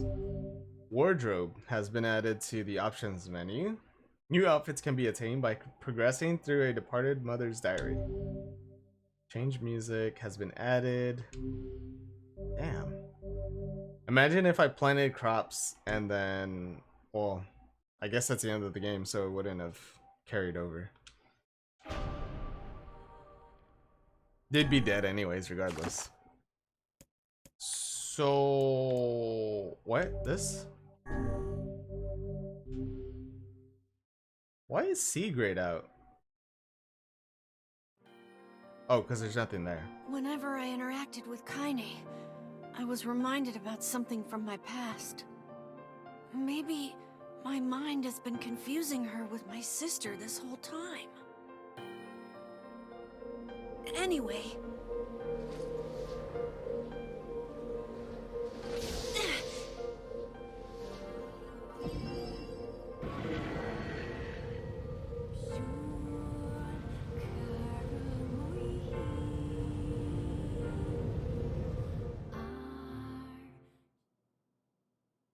But you get things from having played this first, and you get things from this by having played Automata. Yeah, you're right. It goes both ways. Yeah, I know. I was like, wait, why can't I load this? The sound of rain filled the village. I can speak now. So I had like my wisdom tooth was coming in a couple last week or a couple days before last week. Sometime in the distant past or the near past, I had a really bad wisdom tooth pain thing going on. So I was barely able to talk and it was miserable. But I streamed one of the days and I could tell that I was in pain. By like I watched the stream again, I was like, oh yeah, I don't know why I streamed under that pain. I just felt so bad. But I wasn't able to speak or eat or anything. So now I feel like I can actually open my mouth. So I'd say like I'm 98% healed. The sound of rain filled the village. The steep cliffs that surrounded the area magnified sound, causing even the slightest drizzle to rattle like a thunderstorm. Thin wisps of smoke streamed from huts as the villagers huddled in their homes and waited out the rain. A single child, however, had braved the downpour and was now wandering slowly toward the wooden hawk-shaped weather vane at the center of town. I don't know why I'm like so close. The wanderer reached the vane, which had existed for as long as any could remember, and stared. Dude, I can't read. The child's face was simultaneously delicate and fierce, like a teacup that had survived a shipwreck. Those traits combined with pale white skin to give the face an almost sexless quality. If the beak turns east, I go home. If it stays west, then I... Hold on. I feel like there's gonna be a riddle or something. It's like, did you read or did you just talk and not really pay attention? You speak the words, but you don't listen to them. Elegant fierce teacup, survival shipwreck. Okay. The child blinked. Rain slowly dripped down the young one's short hair and began its long descent to the ground. Come on. Come on!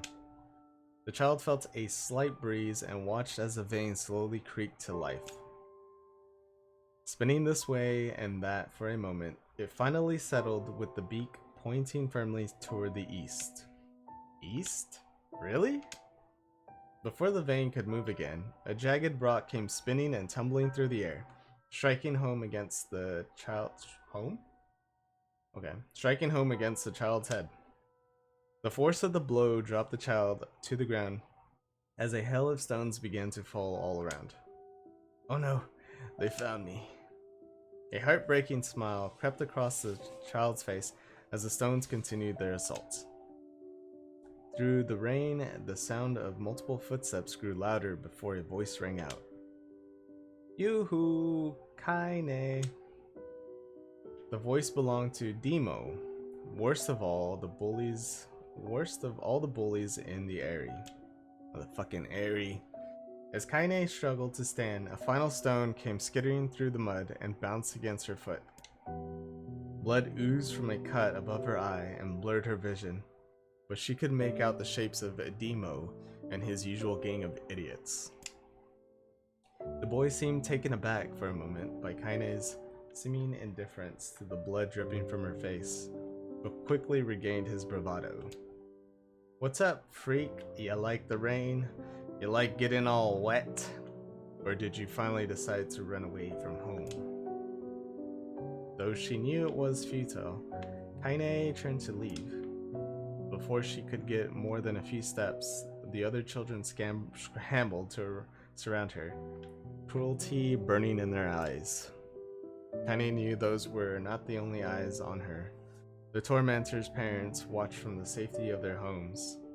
She was attuned to this sensation. It was one she had experienced many times before. While some villagers simply turned a blind eye to the actions of their children, many encouraged it openly. In a society ruled by superstition and fear, Kainè was something to be hated, and if possible, destroyed. I didn't say you could leave, freak. Demo's words chewed at her like a worm through an apple. He can't hurt me, she lied to herself. Be strong, be brave. He can't hurt me. He can't hurt me. He can't hurt. Oh look, the little freak is gonna cry. What's wrong? Are you sad that everyone hates you and wants you dead? Kainè prayed for the rain to flood down and carry her away from a world that seemed to have no place for her. But if there were gods, they chose to ignore her. As Demo crept ever closer, the clouds began to thin and the rain slowed. Even the weather hates me. I'm useless. A failure. I wish Demo's rock had taken my head off. Kainè couldn't meet Demo's leering gaze. She lowered her eyes and stared at the muddy ground below. The bully moved forward until he was inches away. She could smell the scent of old meat on his breath. The boy grabbed Kainè's face with thick fingers and yanked it upward. She tried to turn away, but he forced her gaze back and jammed his thumb against her eyelid to pry it open. Show me! No. Did you just say no? Demo grinned evilly. You don't say no to me. No one says no to me. Not even taking his attention from Kainè, he called to his cohorts. Come on guys, let's give the freak what she deserves. As soon as Demo finished, kicks and blows began to rain down upon Kainè. Excuse me. Demo paused, still grinning, as Kainè curled into a ball and tried to make the pain stop. I don't get you, freak. What you acting like a girl for, huh? Everyone knows what you really are. Kainè ignored the question, choosing instead to stare at the weather vane. It continued to point east, as if supremely confident about the future it had chosen for her. Go home? Yeah, that's a funny joke for someone who with dead parents and no home to go to. Freak, chanted the children. Freak, freak, freak. Kainè closed her eyes and listened to the rain, waiting for the pain to start again.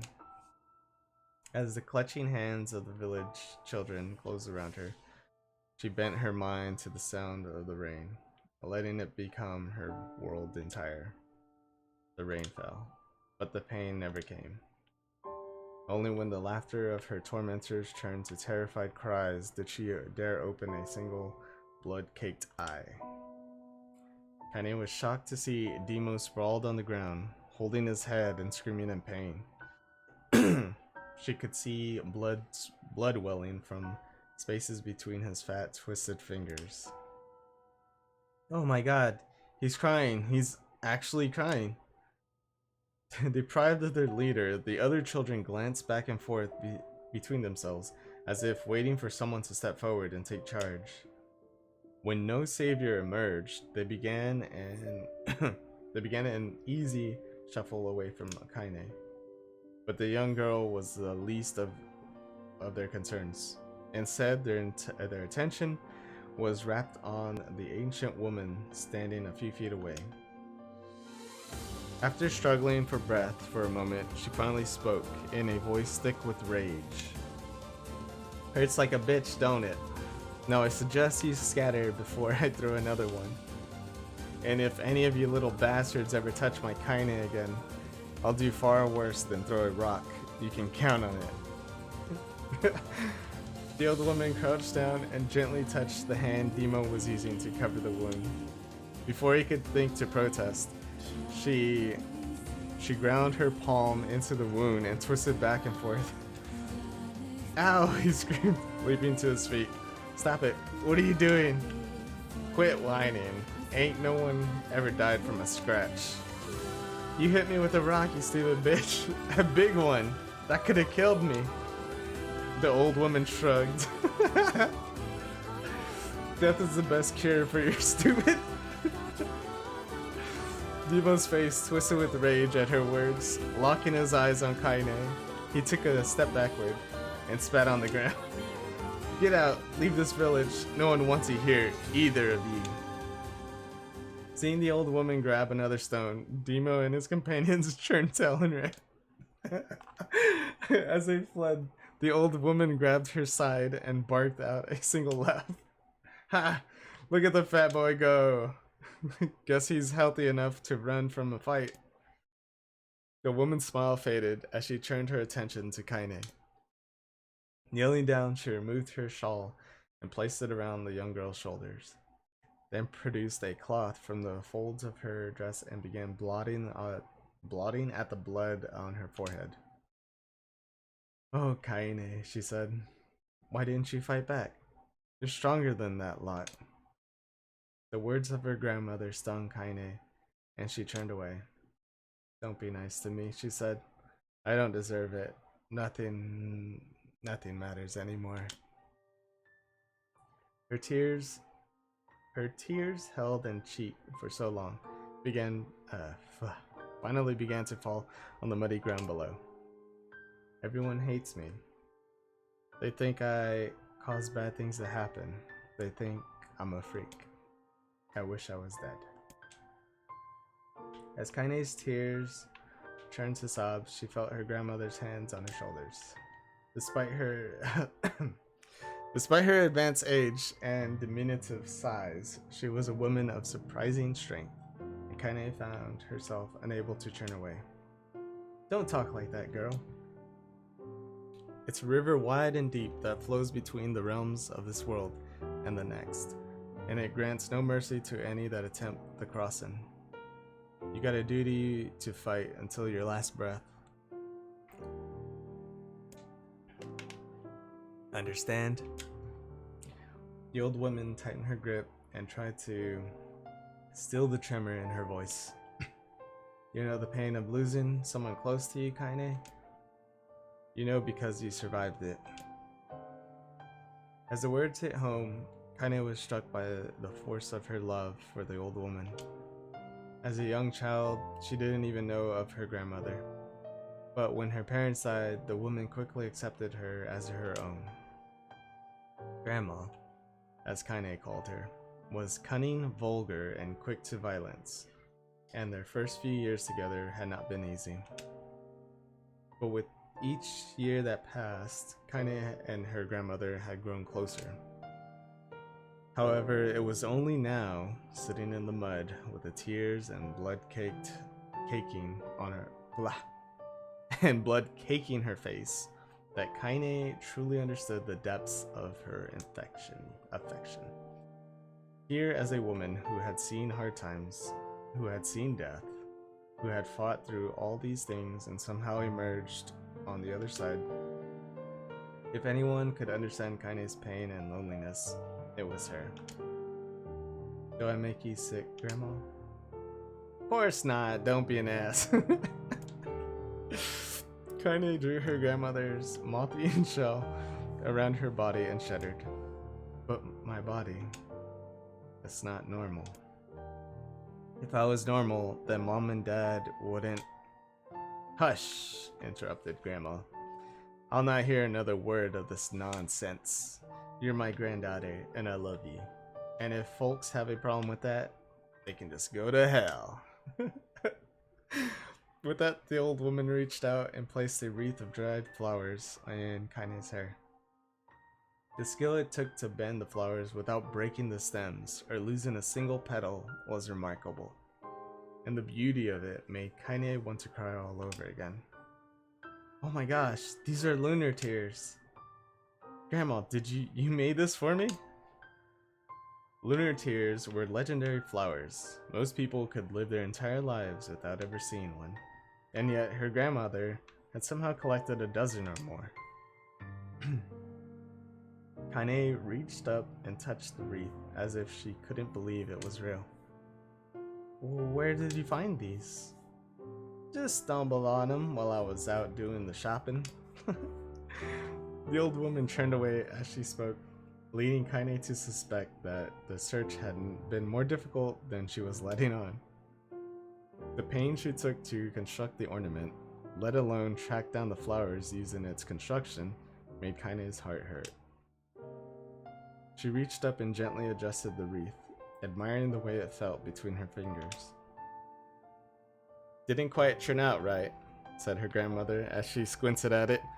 These old hands have trouble with delicate work, but it sure looks good on a pretty girl like you. Hey, it sure looks good on a pretty girl like you. Kainè blushed and turned away. You think I'm pretty? Of course you are. What a fool thing to say. Thank you, Grandma. Her grandmother smiled. We're gonna be fine, you and me, she said. As long as we got each other, we'll be just fine. Kainè took her grandmother's hand in hers, and the two of them struggled to their feet. God damn it, this fucking song! Hold on.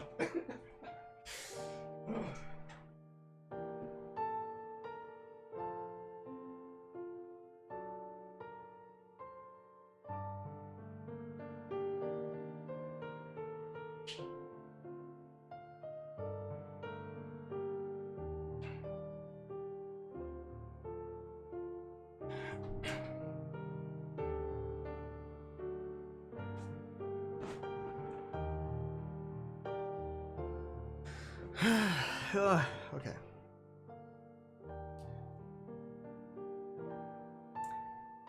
Kainè took her grandmother's hand in hers, and the two of them struggled to their feet.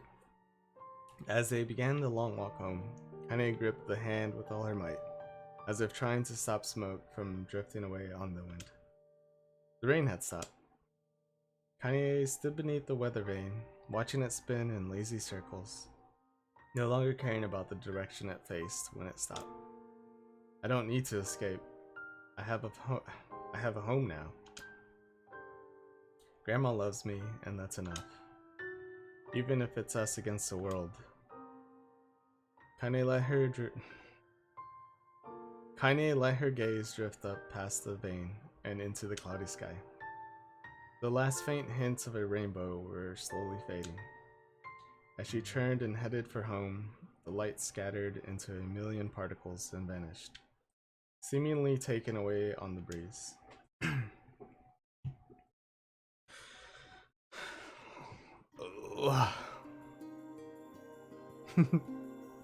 In the distance, Kainè heard the steady sounds of an axe striking wood. The noise had a purposeful quality to it, as if she was hearing a master swordsman, the master sword, master woodsman go about his work. The firewood began being fuck dude, I cannot read right now.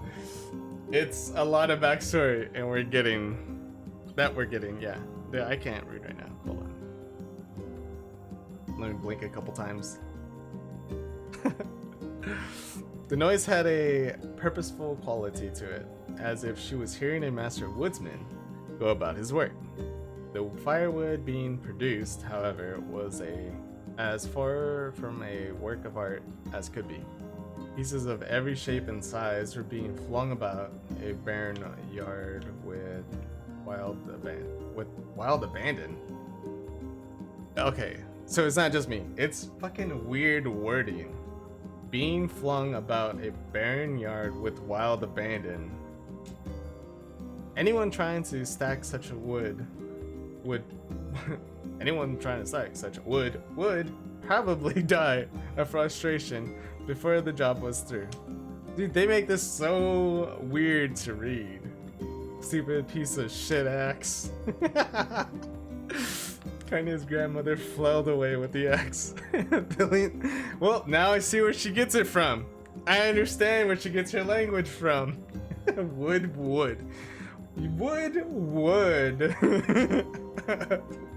Foreigners like, huh? Oh, English. Kainè's grandmother flailed away with the axe, filling the air with both splinters of wood and words that would make the most hardened sailor blush. "Grandma," called Kainè. "That you, Kainè?" yelled the old woman, taking her eyes off the wood for a moment. "Don't get too close or I might take your goddamn foot off by mistake." She brought the axe down on a piece of wood, sending chips flying in every direction. One spun past Kainè, and close enough to her for her to hear the whistle, at which point she decided to step back. Once she scuttled to a safe distance, she cupped her hands around her mouth and shouted, "Grandma, do you need help? I can get you water or lunch or a new axe or something." The axe poised to strike another wobbly blow. Paused in midair, the old woman considered her granddaughter's offer for a moment, then smiled. "Tell you what, since I'm doing such a piss-poor job of chopping, why don't you come here and take over so I can go get water? Shades have been restless lately, and I don't want you running into one of them bastards." Relinquishing the axe, her grandmother picked up a long pole with wooden buckets on either end. Gathering water, oh, I thought that was her speaking. Gathering water was by far the most difficult of the two jobs, but Kainè knew better than to complain. Once Grandma's mind was set, there was no changing it. Kainè did her best to help with chores, but Grandma took every task that required travel to the village. Though she had a long list of plausible excuses, Kainè knew the real reason. She didn't want her granddaughter to be taunted and harassed by the villagers. Once Kainè moved in, Grandma decided to take up residence a good distance from the area. Out of sight, out of mind seemed to be the best policy when it came to the villagers and her granddaughter. And rare were the days any but the two of them could be found on the rocky acre of land they called home. I read airy for some reason. Kainè enjoyed the solitude, but harbored a secret resentment that her grandmother was forced to spend her golden years in such a place. After watching her granddaughter leave, Kainè turned her attention to the task at hand. After watching her grandmother leave, Kainè has a granddaughter now. Somehow, she had never chopped wood before in her life, and soon discovered why the old woman hated the chore. Swing after swing of the axe produced only a tiny crack in the wood, and when she finally managed to connect with a solid stroke, the tool embedded itself in the log and refused to budge. Frustrated, Kainè swung the axe around her head and threw it, log and all, across the yard. Damn it, crap! She suddenly understood the joy her grandmother felt in a good curse. Happier now, she picked up the axe, forced it from the wood, and resumed chopping. She had a natural skill with the blade, but the task was challenging, and blisters soon began to form on her small pink hands. "This is tough, and my logs are all weird sizes." Why am I saying it in a country accent? It's Kainè! Spitting on her palms and ignoring the pain, Kainè redoubled her efforts. Just as she was developing a rhythm, Grandma returned from the village, setting down her buckets with a small sigh. She took one look at the logs and coughed out a wheezy laugh. "Pretty clumsy, girl. You better practice if you..."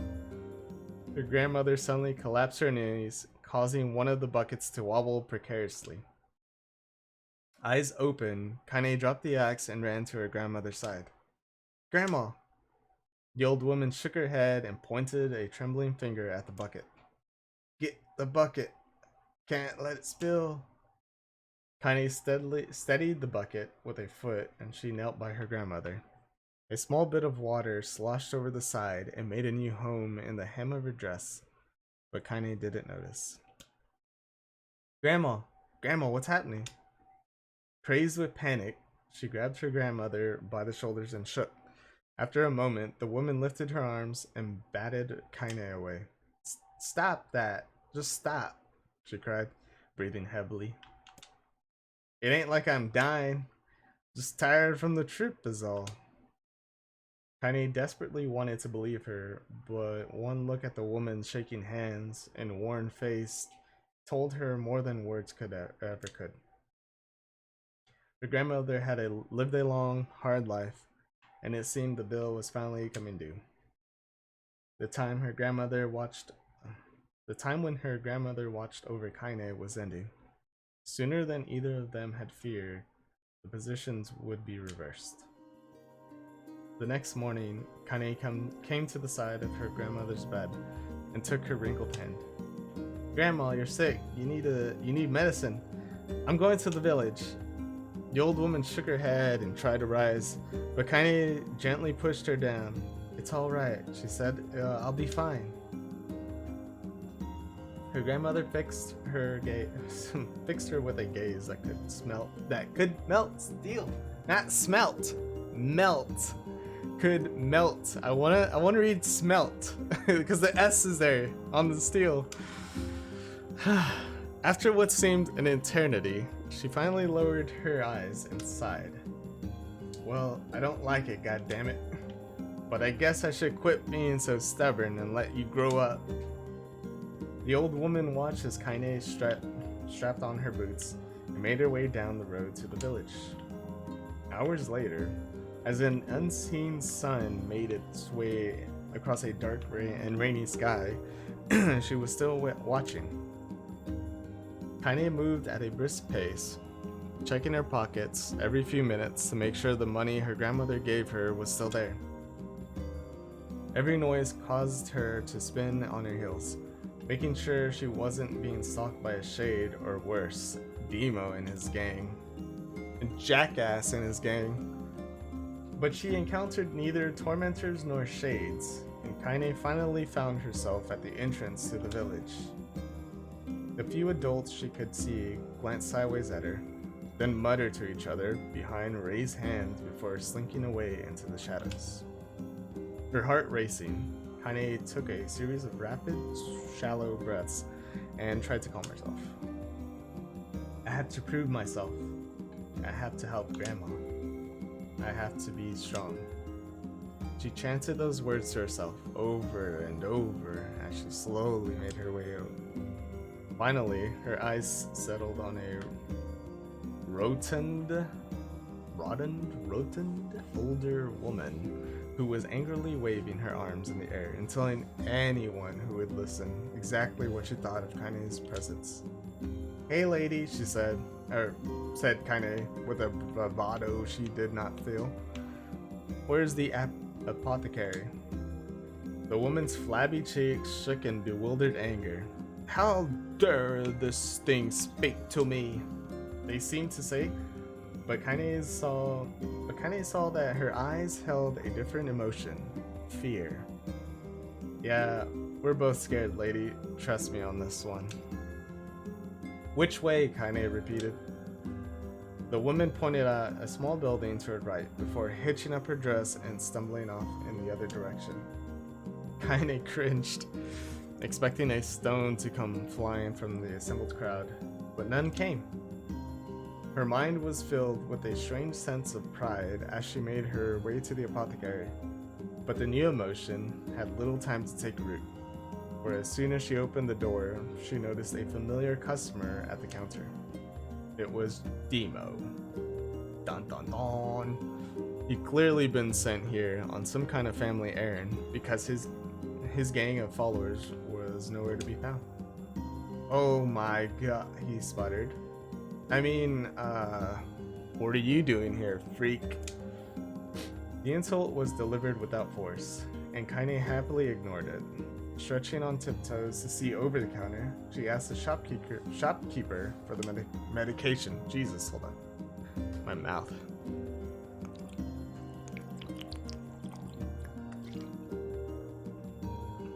Grandma's getting old. Tarnation!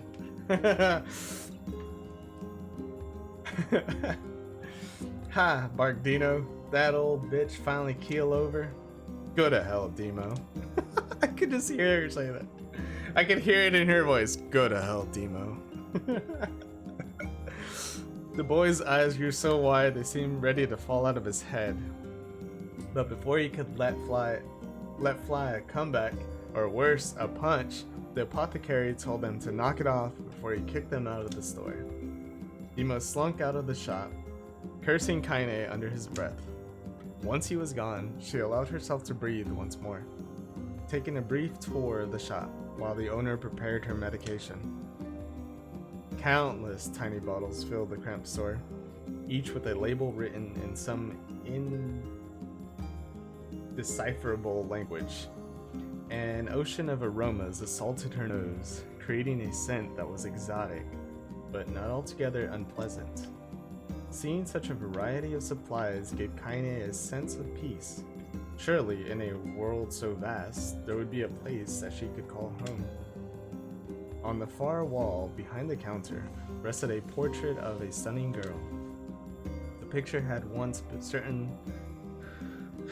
contained bright, vibrant colors, but time had worked its cruel magic, and they were beginning to fade.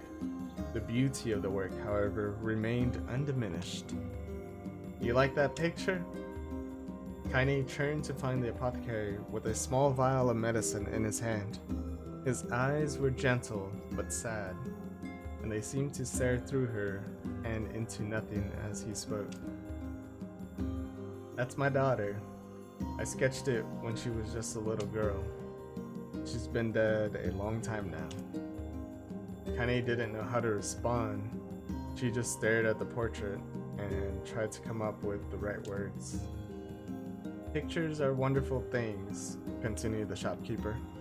They let the ones closest to you live on forever. He shook his head slightly, then looked down at Kainè and smiled, handing her the medicine. He reached into the sizable green apron and produced a handful of old wax crayons. You should have these. There's no one left that I wish to draw. Kainè took an instinctive step back, causing the shopkeeper's face to darken. Yes, I've heard the rumors about you, he said.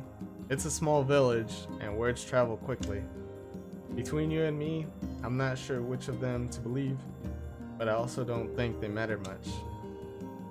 I know your grandmother, Callie, and I think the way she was driven out of this town is just deplorable. Grandma's name is Callie?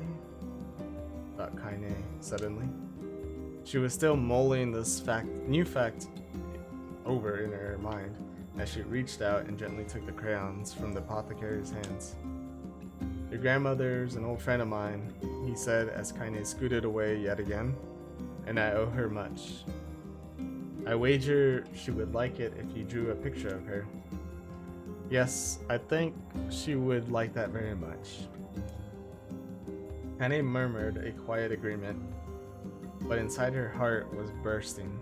Never before had a villager treated her with anything but complete contempt. It was tiny, almost imperceptible step, but it was a step nonetheless. And with enough tiny steps, she might one day discover the rest of the world. When Kainè returned home, she found her grandmother asleep in her bed. Her feet were blackened and raw, even bleeding a bit in places, leading Kainè to think that she had been pacing around the room until exhaustion finally caught up with her.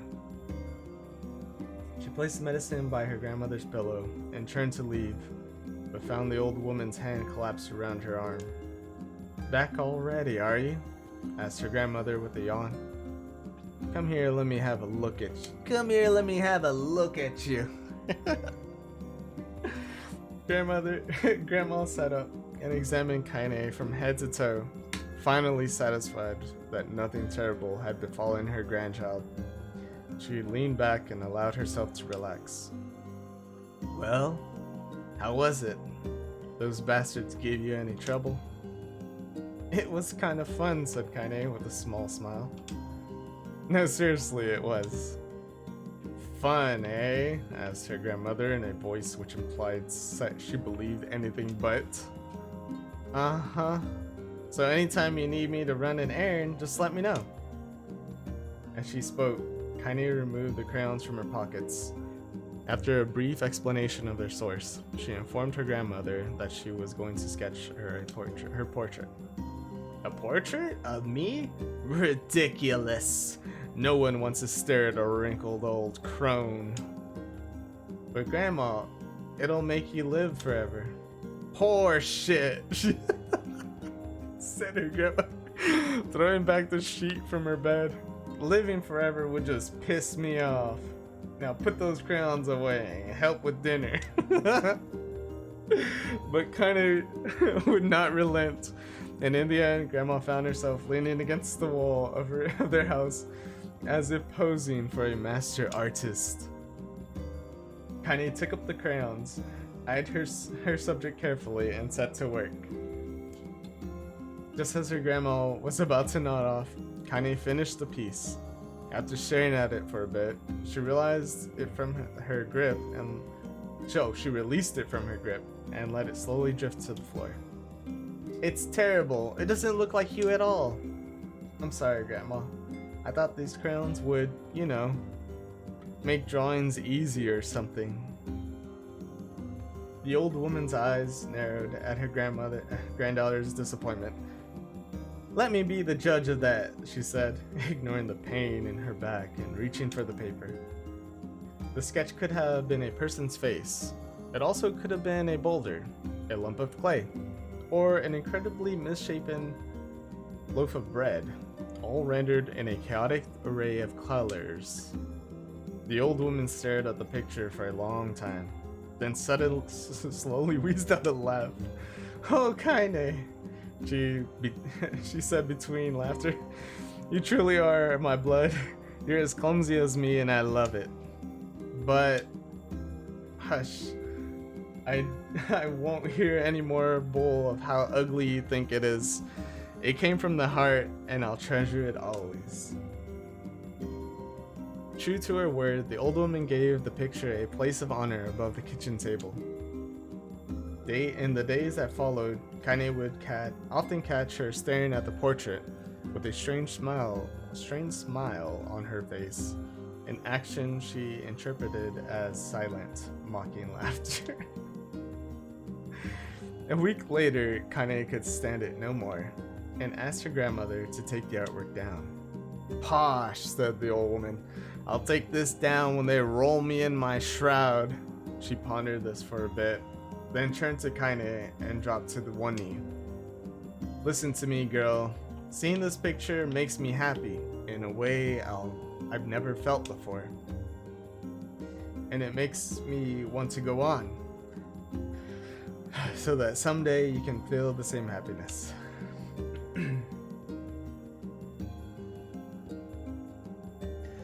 It was a moment that burned itself in Kainè's memory, a perfect blend of pride and love and joy. Of pride and love and joy that came together to form a lifelong remembrance. She swore to never forget this moment, to never forget the old woman who had made her place in the world possible. Time moves on. People and memories move in and out of a life like ghosts passing through a hall. But this moment will be different, Kainè swore, because I will remember it forever. Forever.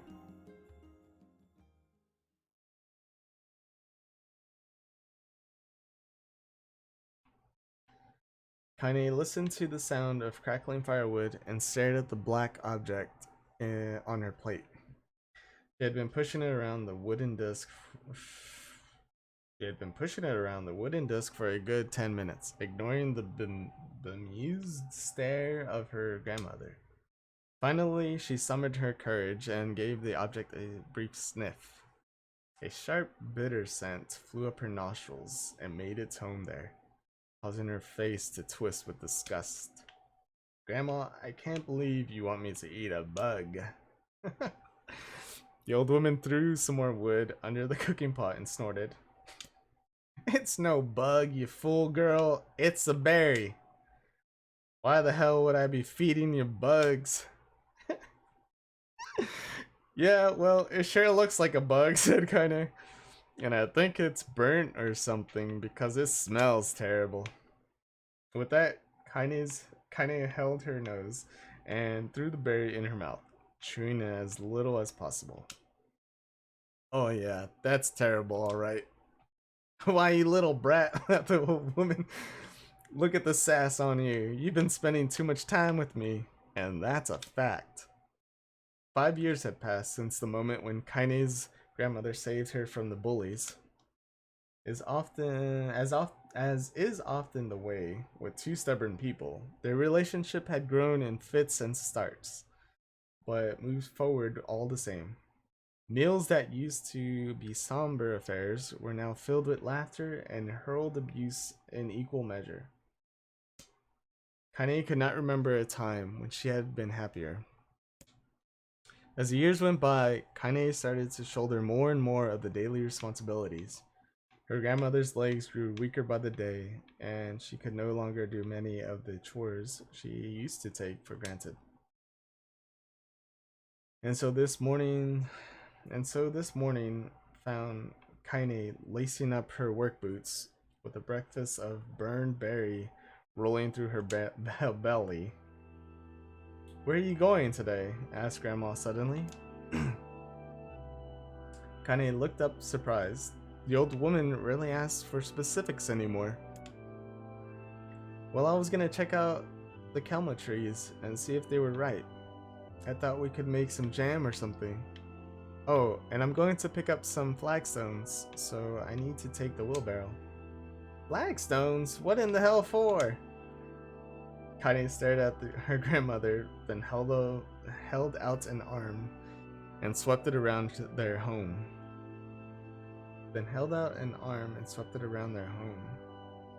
Constructed mostly of cloth, rope, and rubble.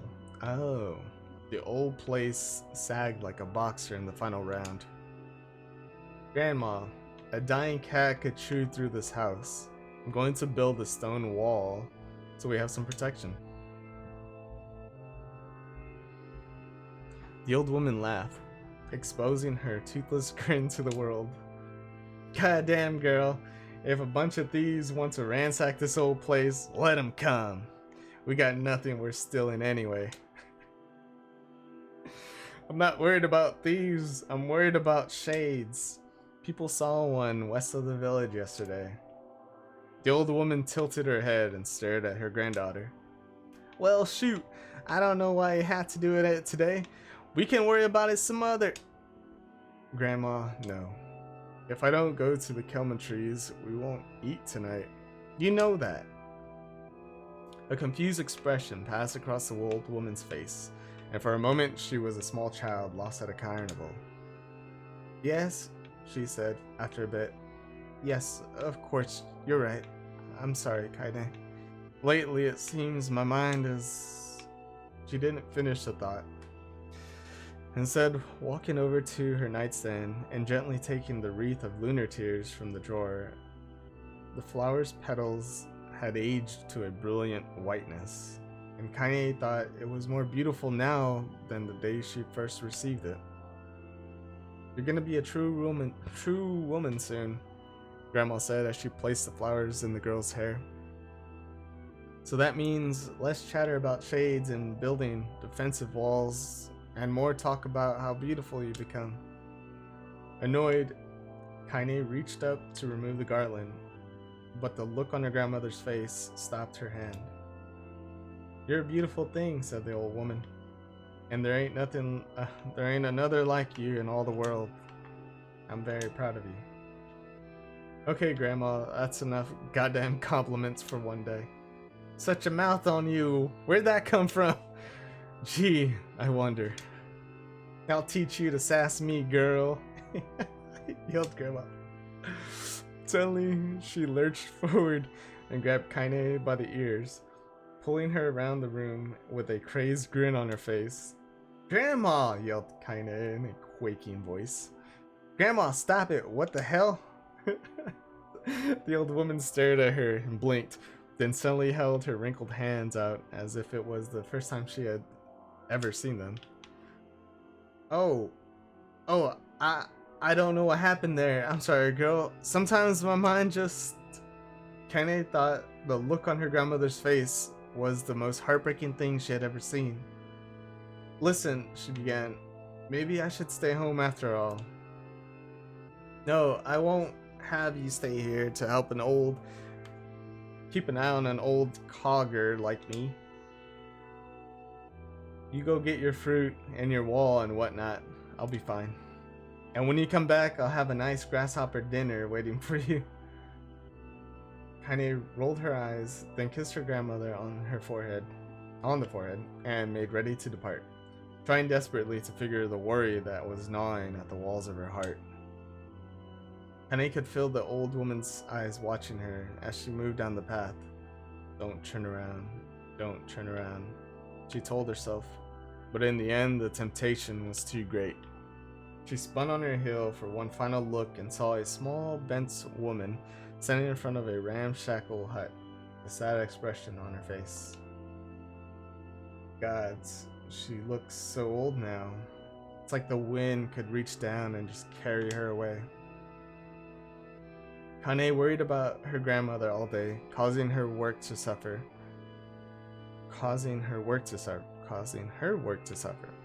What little fruit she could collect was tossed carelessly into the wheelbarrow, and she only found a couple of stones before losing interest in the project. Finally, as dusk approached, she decided to call it a day. Cursing herself for the lack of focus, Kainè pushed the nearly empty wheelbarrow back down the path. As she crested the final hill, she suddenly froze in place. The wheelbarrow fell from her fingers and collapsed on its side, sending a few pieces of wrinkled brown fruit rolling back down the hill. Her gaze was transfixed by a thick black cloud that hovered just ahead. Tracing its path with a finger, Kainè suddenly felt her stomach knot in on itself. One sec. The one decent person in the whole place.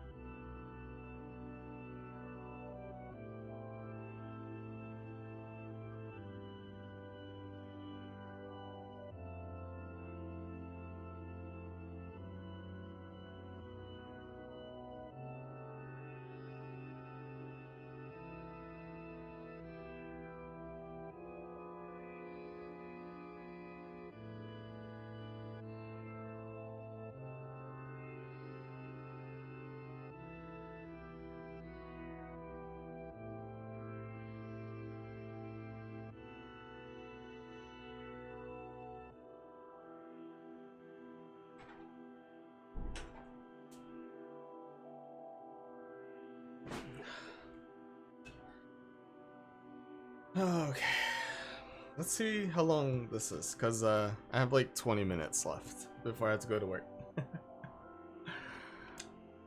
No, oh gods, no.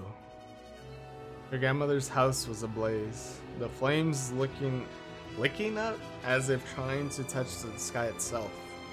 The flames licking up. Kind of, yeah, I guess. Grandma? Grandma! Kainè ran then, faster than she could had ever moved in her life. Once she tripped on a stone and went sprawling into the rocky ground, but she leapt to her feet and continued running, unmindful of the blood that spilled from her wound, hands, and knees. As she got closer and closer, Kainè's... That's really weird looking. Like the Kainè, like the E symbol, and then next to that apostrophe, that looks weird. Kainè's mind began to race in time with her footfalls. Footfalls? It's too dark. It's too dark. No, just fire. No, not just fire. Can't be fire. Too much smoke. Gotta save her. Gotta save her. She burst into the front yard and came to a sudden halt. Her worst suspicion confirmed. The smoke from the fire was mingling with the thick, inky blackness of an enormous shade. The massive creature supported itself on 3 twisted feet and achieved balance through means of a large armored tail. Scales, horns, and claws sprouted from its body in a random, chaotic pattern, giving it the appearance of a lizard designed by some insane god. Seeing Kainè, it let out a roar and flickered its tail, sending small whirlwinds spinning around the yard. For a moment, the creature retreated into a shimmering, inky blackness, as if her mind was unable to comprehend that such a thing could actually exist. But then the smell hit her, a blend of rotted meat and excrement, and the horror became real once more. The creature bellowed again, and this time Kainè responded with a scream of her own. "Alright, you bastard," she thought as her scream echoed off the high cliffs around them. "It's you or me, let's go!" The shade eyed Kainè with bemused interest, then it began looking from her to the house and back again, as if urging her to look at the direction it had so gleefully wrought. With dread building in her heart, Kainè glanced toward the house. Through the smoke and flame, she spotted a small figure struggling to escape the ruins. "Grandma!" At the sound of her voice, the old woman began waving frantically. "She's alive!" thought Kainè. "Alive!" Kainè's legs sprang to life as she raced across the yard toward the flaming wreckage of the house. Before she could advance more than a few steps, the shade opened its mouth and let out a roar powerful enough to uproot trees and send them flying. The blast sent Kainè tumbling through the air before smashing her against the rocky earth. Stars danced in front of her eyes as she tried to remember how her legs worked. "Get up! Get up! Get up! Get up! Get up! Get up now!" As Kainè struggled to her feet, the shade stomped toward the house and pinned her grandmother to the ground with the tip of a claw. The old woman struggled to move the claw from her stomach, but she might have well been pushing a mountain. She coughed briefly, sending a small spray of blood into the air, then collapsed to the ground, her energy spent. Kainè lurched to her feet, only to fall back to the earth with a gasp. Her ankles were on fire. One or both of them were surely broken. Ignoring the pain that screamed through her body, she began dragging herself across the ground, leaving a drunken trail of dust and blood in her wake. Her grandma, hold on, just a little longer.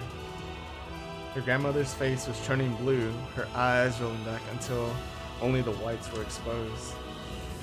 Kainè pulled herself across the ground with maddening slowness, the distance seeming to increase with every second that passed. The shade glanced between the two women and flicked out its tongue, its giant mouth turning up at the corners. Short, panting breaths belched from somewhere deep inside its core. Bastard, laughing at us. She had no idea how such a mindless creature could experience emotion, but there could be no doubt that the shade was taking joy in their suffering. "Yeah, I see your plan." The shade moved its claws slightly, allowing grandmother to breathe again. It was clearly keeping her alive, only to snuff out her life when Kainè was close enough to touch her.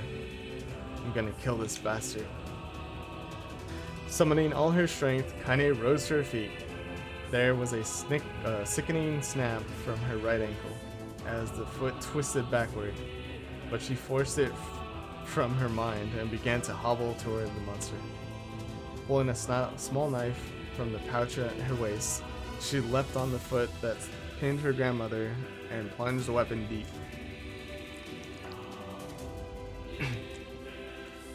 "Give her back," she screamed. "Give her back to me." It was like stabbing a rock.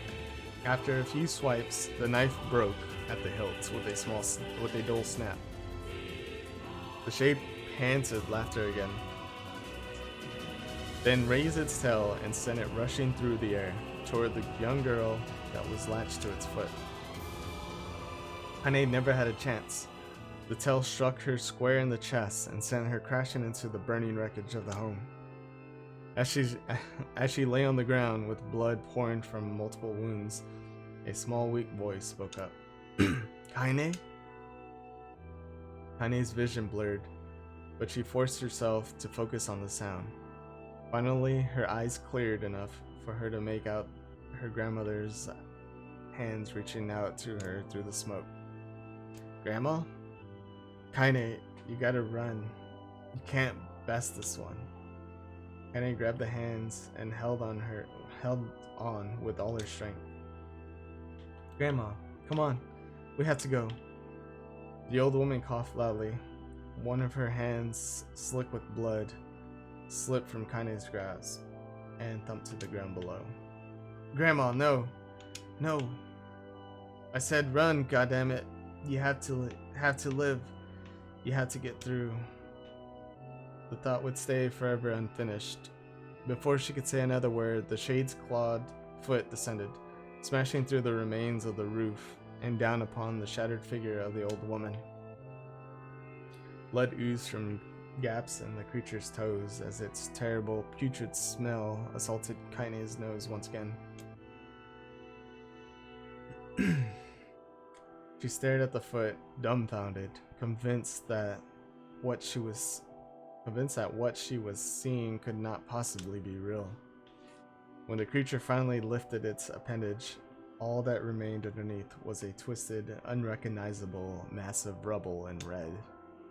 Her grandmother was gone. Kainè blinked, trying to feel the hands which had been in hers just a moment before. For a fleeting instant, Jesus. I'm trying to predict the words and it's not working. She could remember the warmth of that embrace, the trembling of the fingers, but then the sensation drifted away on the breeze and was gone. Memories flashed through Kainè's mind, one after another, faster and faster, until they became a meaningless jangle of noise. Kainè screamed then, a thunderous sound that echoed off the cliffs and seemed to roll away forever. The shade eased forward, black ichor pouring from its mouth and dissolving into smoke on the ground below. The earth shook with every step as it crept toward its prey. Kainè's body slowly rose as if controlled by a mad puppet master. Her arms and legs were bent at impossible angles. Her head lolled dangerously to the side. Lulled. I don't know how to say it. I've never seen that word in my life. Yet somehow she managed to stand. Staring at the shade, her eyes began to glow with a deep red fire. The creature, so confident just moments before, took a slow, hesitant step backward, trying to discern if this broken human could possibly pose a threat.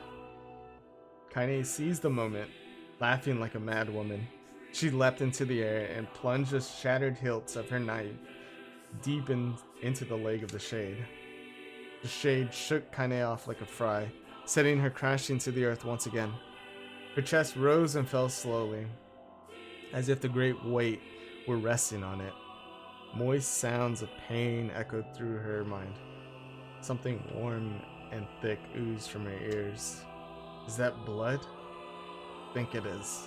Think I'm bleeding to death. No, can't die. Grandma told me to live. Deep inside Kainè's mind, something finally broke. The sound, the pain, the smoke and flames, all of it faded away until all that remained was a single incantation repeated over and over again. Kill it. Kill it. Kill it. Kill it. Kill it. Kill it. Kill it. Kill it now. As the spark that was Kainè slowly began to flicker and die, she felt her desire to kill and her desire to live blend into one. The distance between heartbeats grew longer and longer and longer.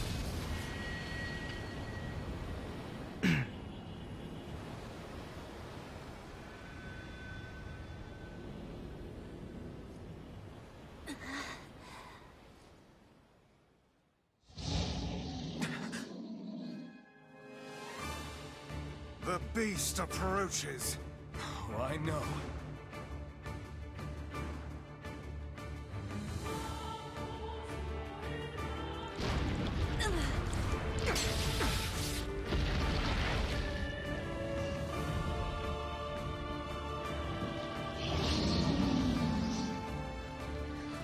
Okay, yeah, so I had to read like 30 minutes of fucking text and dialogue. So guess what? I'm gonna take it out on you. Oh wait, I don't have Beast Lord? No! What anger this creature must have.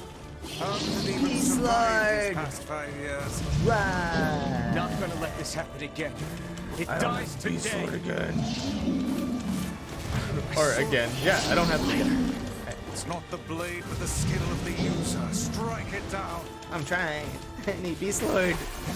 Beast Lord makes everything better. See how fast I kill things before? Where's the last one? Oh, center. Oh yeah, he starts spinning now, doesn't he? Or dying, because I just killed him. Yeah.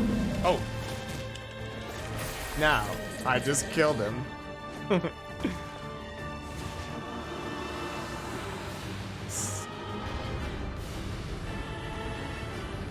Smash him into jelly.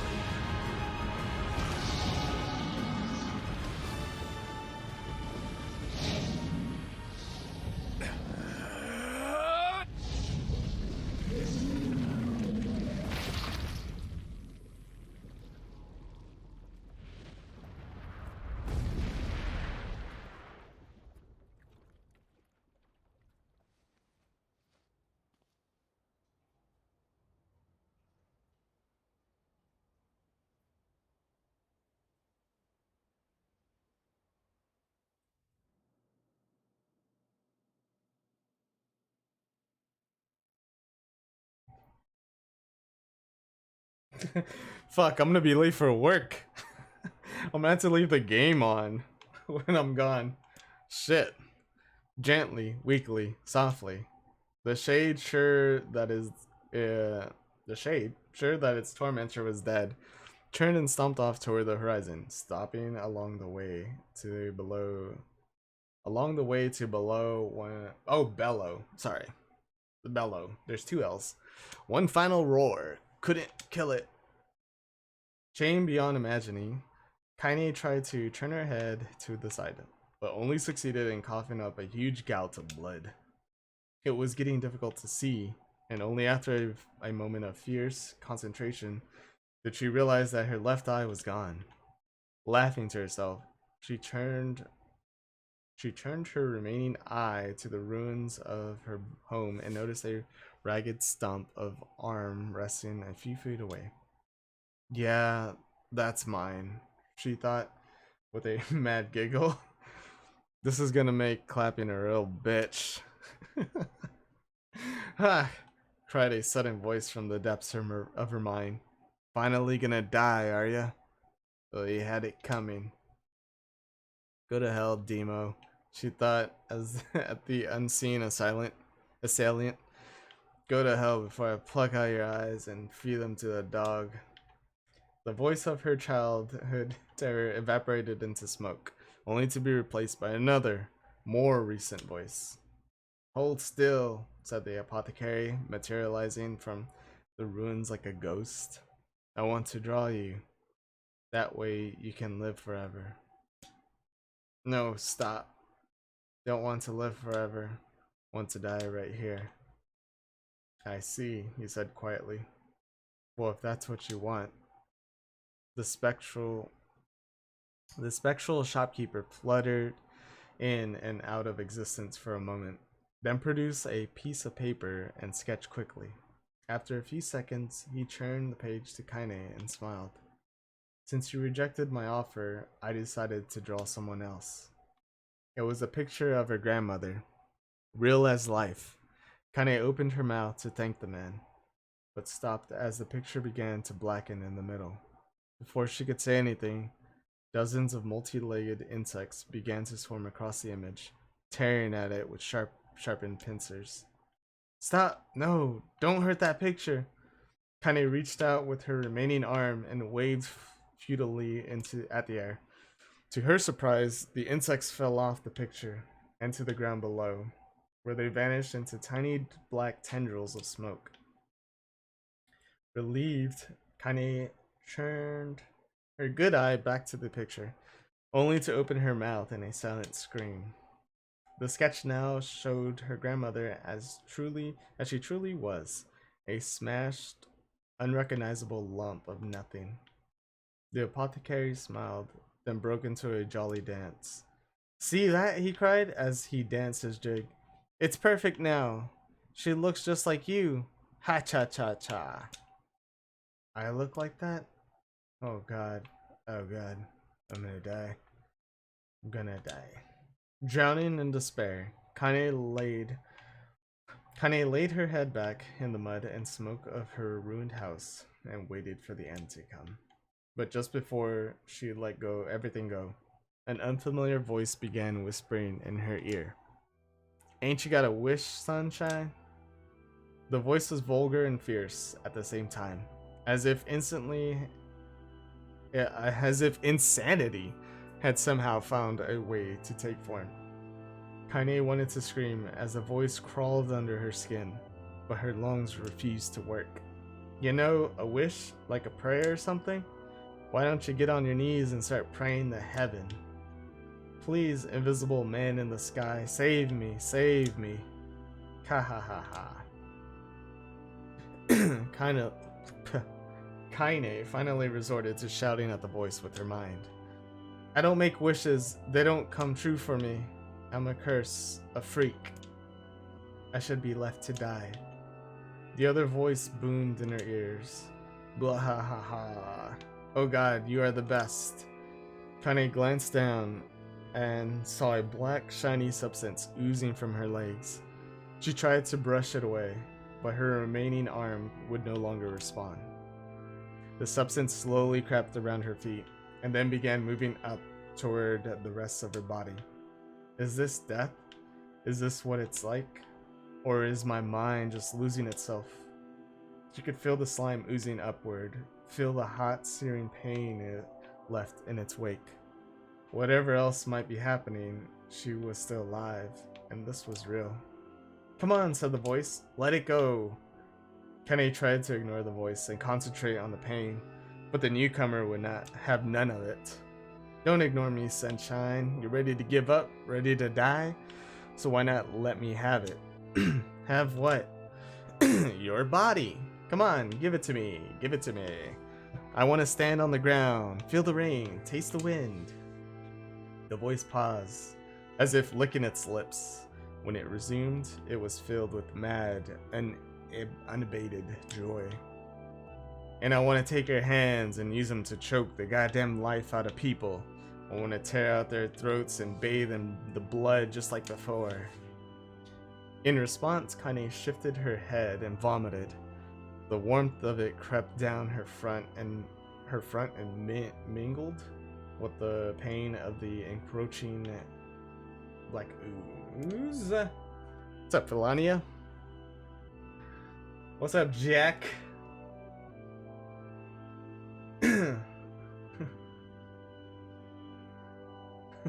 You're good.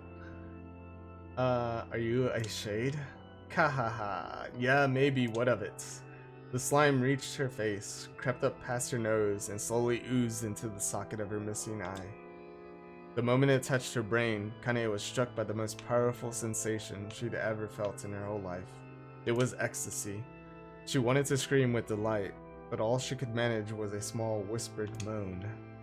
"Feels good, don't it?" asked the voice with a chuckle. "Yeah, what can I say? I know how to please the ladies." "Now give me that body. Come on, give me the body and I'll give you more of this feeling. It's a fair trade." A black lump began to protrude from Kainè's side.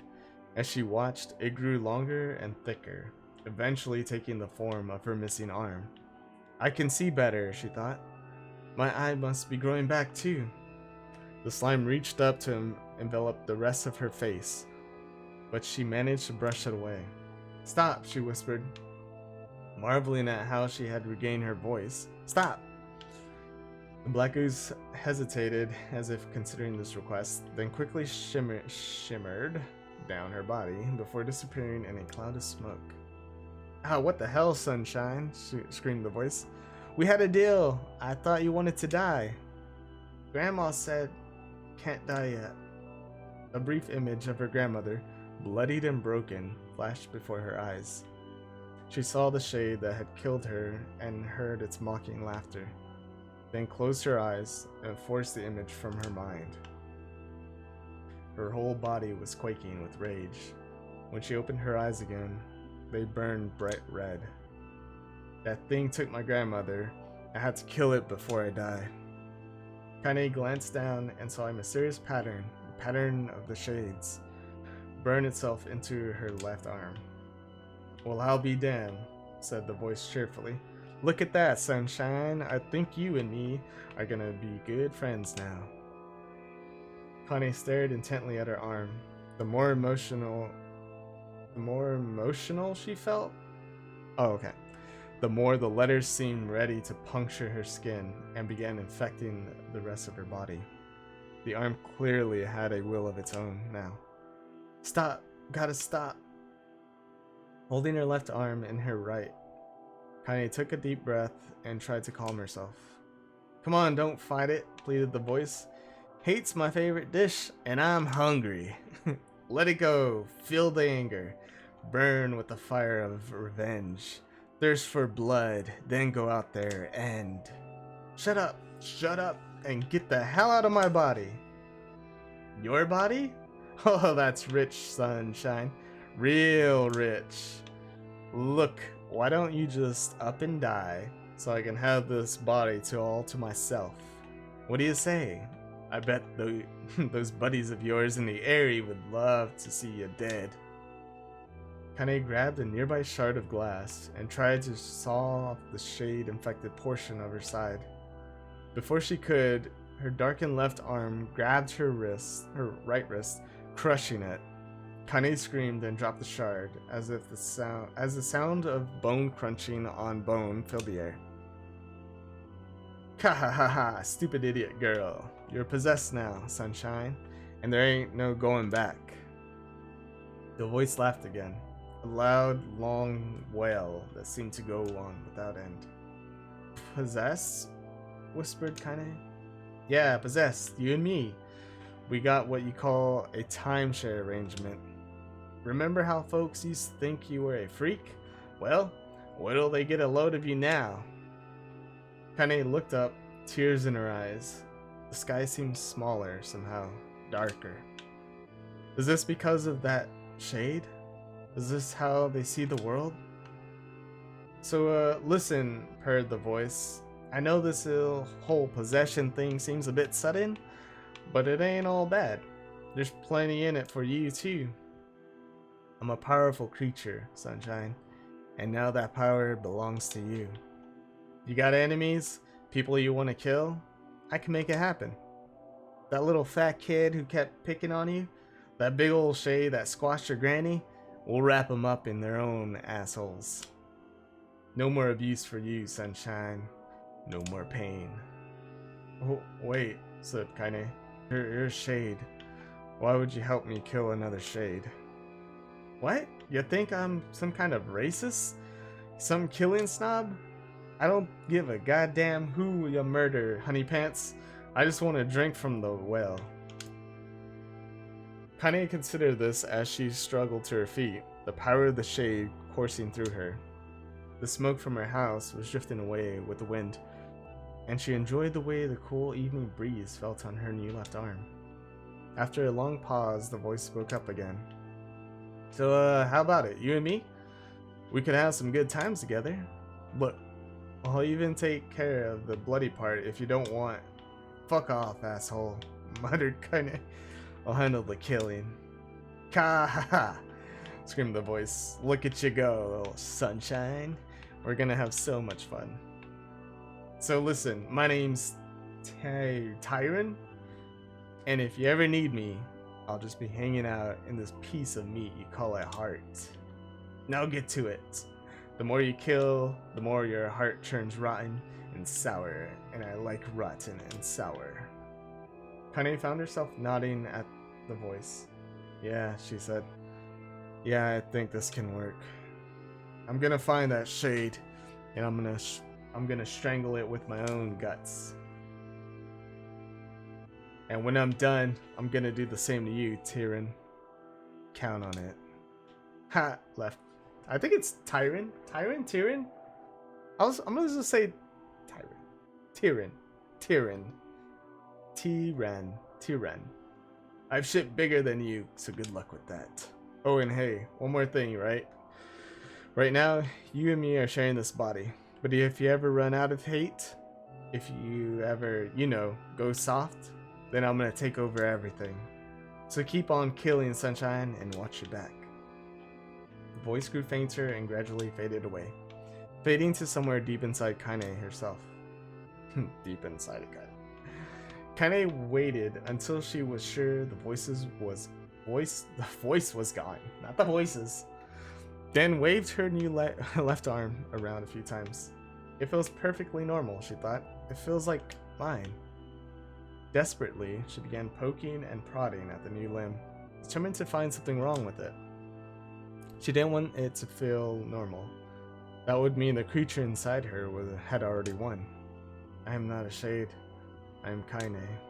Repeating this mantra in her mind, she slowly began digging through the rubble of her house, being careful to ignore a certain red-stained spot in the corner. Finally, after what seemed like an eternity of heartbreaking work, she found what she was looking for. It was the wreath of lunar tears. Though it had been through hell and back, the garland's petals were as bright as ever. Kainè started to place it in her hair, then slowly lowered the wreath and stared at it. I'm sorry, Grandma. I'm sorry, but I don't deserve to wear this anymore. I'm possessed, corrupted, freak. And this time, I don't think there's any going back. Holding the flowers to her heart, Kainè fell to the ground and sobbed. As night gradually lightened to dawn, and the people of the area arose to their daily lives, she remained in that position, as if tears could somehow wash away the horror that now infected her world. Alive! Stay alive! Stay alive! Grandma. If it goes soft. Kainè, you gotta live! You gotta come back to us!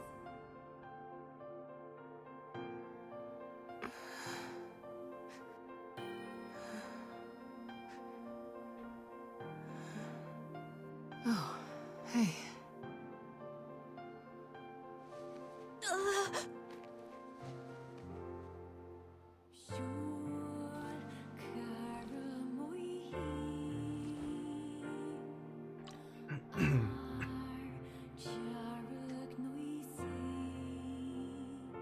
Emil, you were the one calling me, weren't you? You still recognize me? Of course.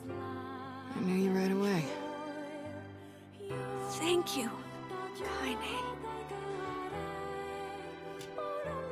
Welcome back, Kainè. Wow, you grew up. So, how long has it been? 5 years.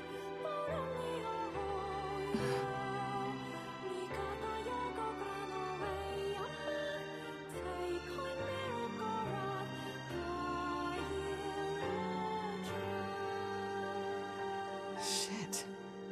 That's a long time. Any luck with Yona? We are still no closer to finding her. We need a way to locate the Shadow Lord. By the way, this is for you. Is that a lunar tear? It's not as good as your grandmother's, but I tried. No, it's great. Thank you.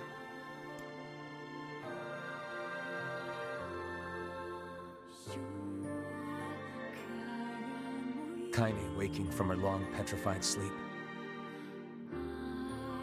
Emil's unflagging kindness.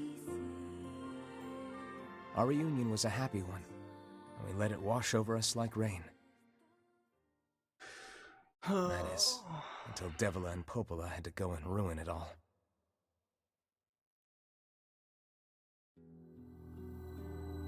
Assholes. Are you kidding me? You can't be serious. Please try to understand. People are tired and scared, and I'm sorry. I'm sorry you have to bear the brunt of that. This is crap, and you know it. It's okay. We can sleep outside. No one's sleeping outside. You and Kainè saved this village, and now they want to run you out? People are afraid of us. And really, I understand. I mean, look at me. As long as you're still with us, I can deal with it. Right, Kainè? I'm used to sleeping outside. But... We'll see you later. Sorry about this.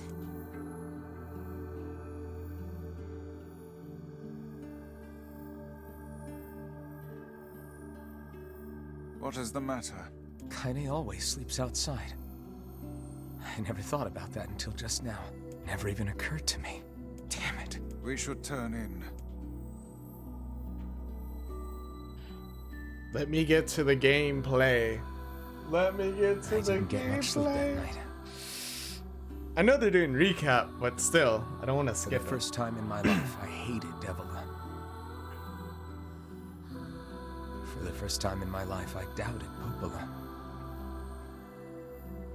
But those feelings are pointless in the end. They said and did what they did for the sake of the village. To protect it from the horror of the Shades.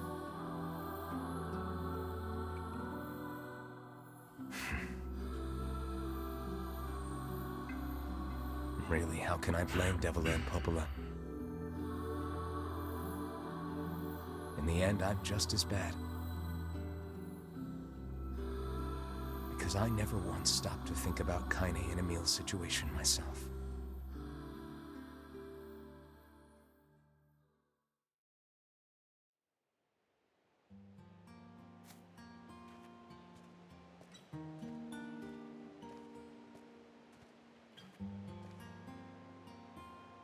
I should apologize to Kainè and Emil, but what good would that even do? I got a fire going. Wait.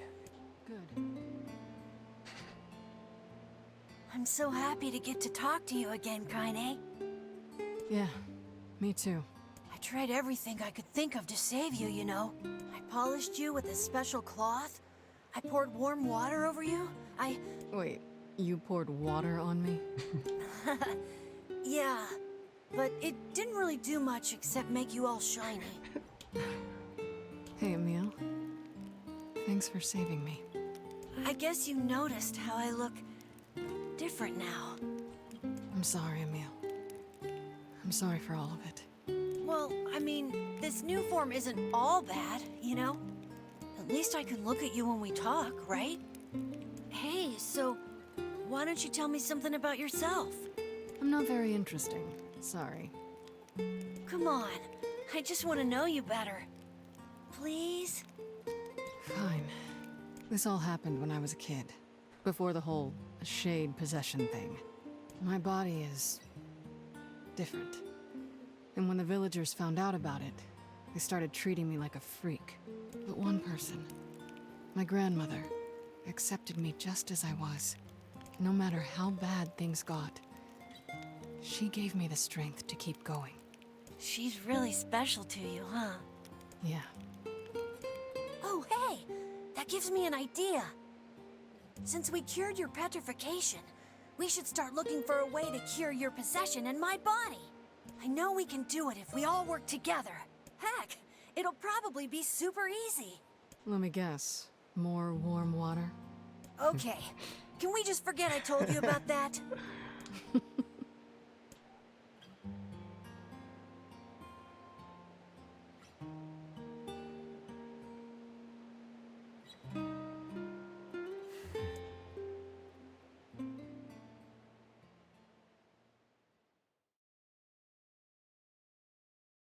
MC and Vicey.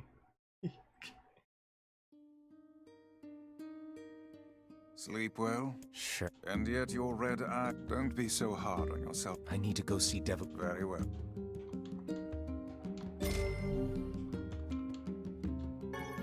I need to go save because I gotta get to work like 10 minutes ago. What? It's. I have not heard you. Oh wait, hold on. No, I don't want. I don't want to do this. Fuck. God damn it. Wait, saved. Say there. Wait, Can I you saved not it, right? hear me?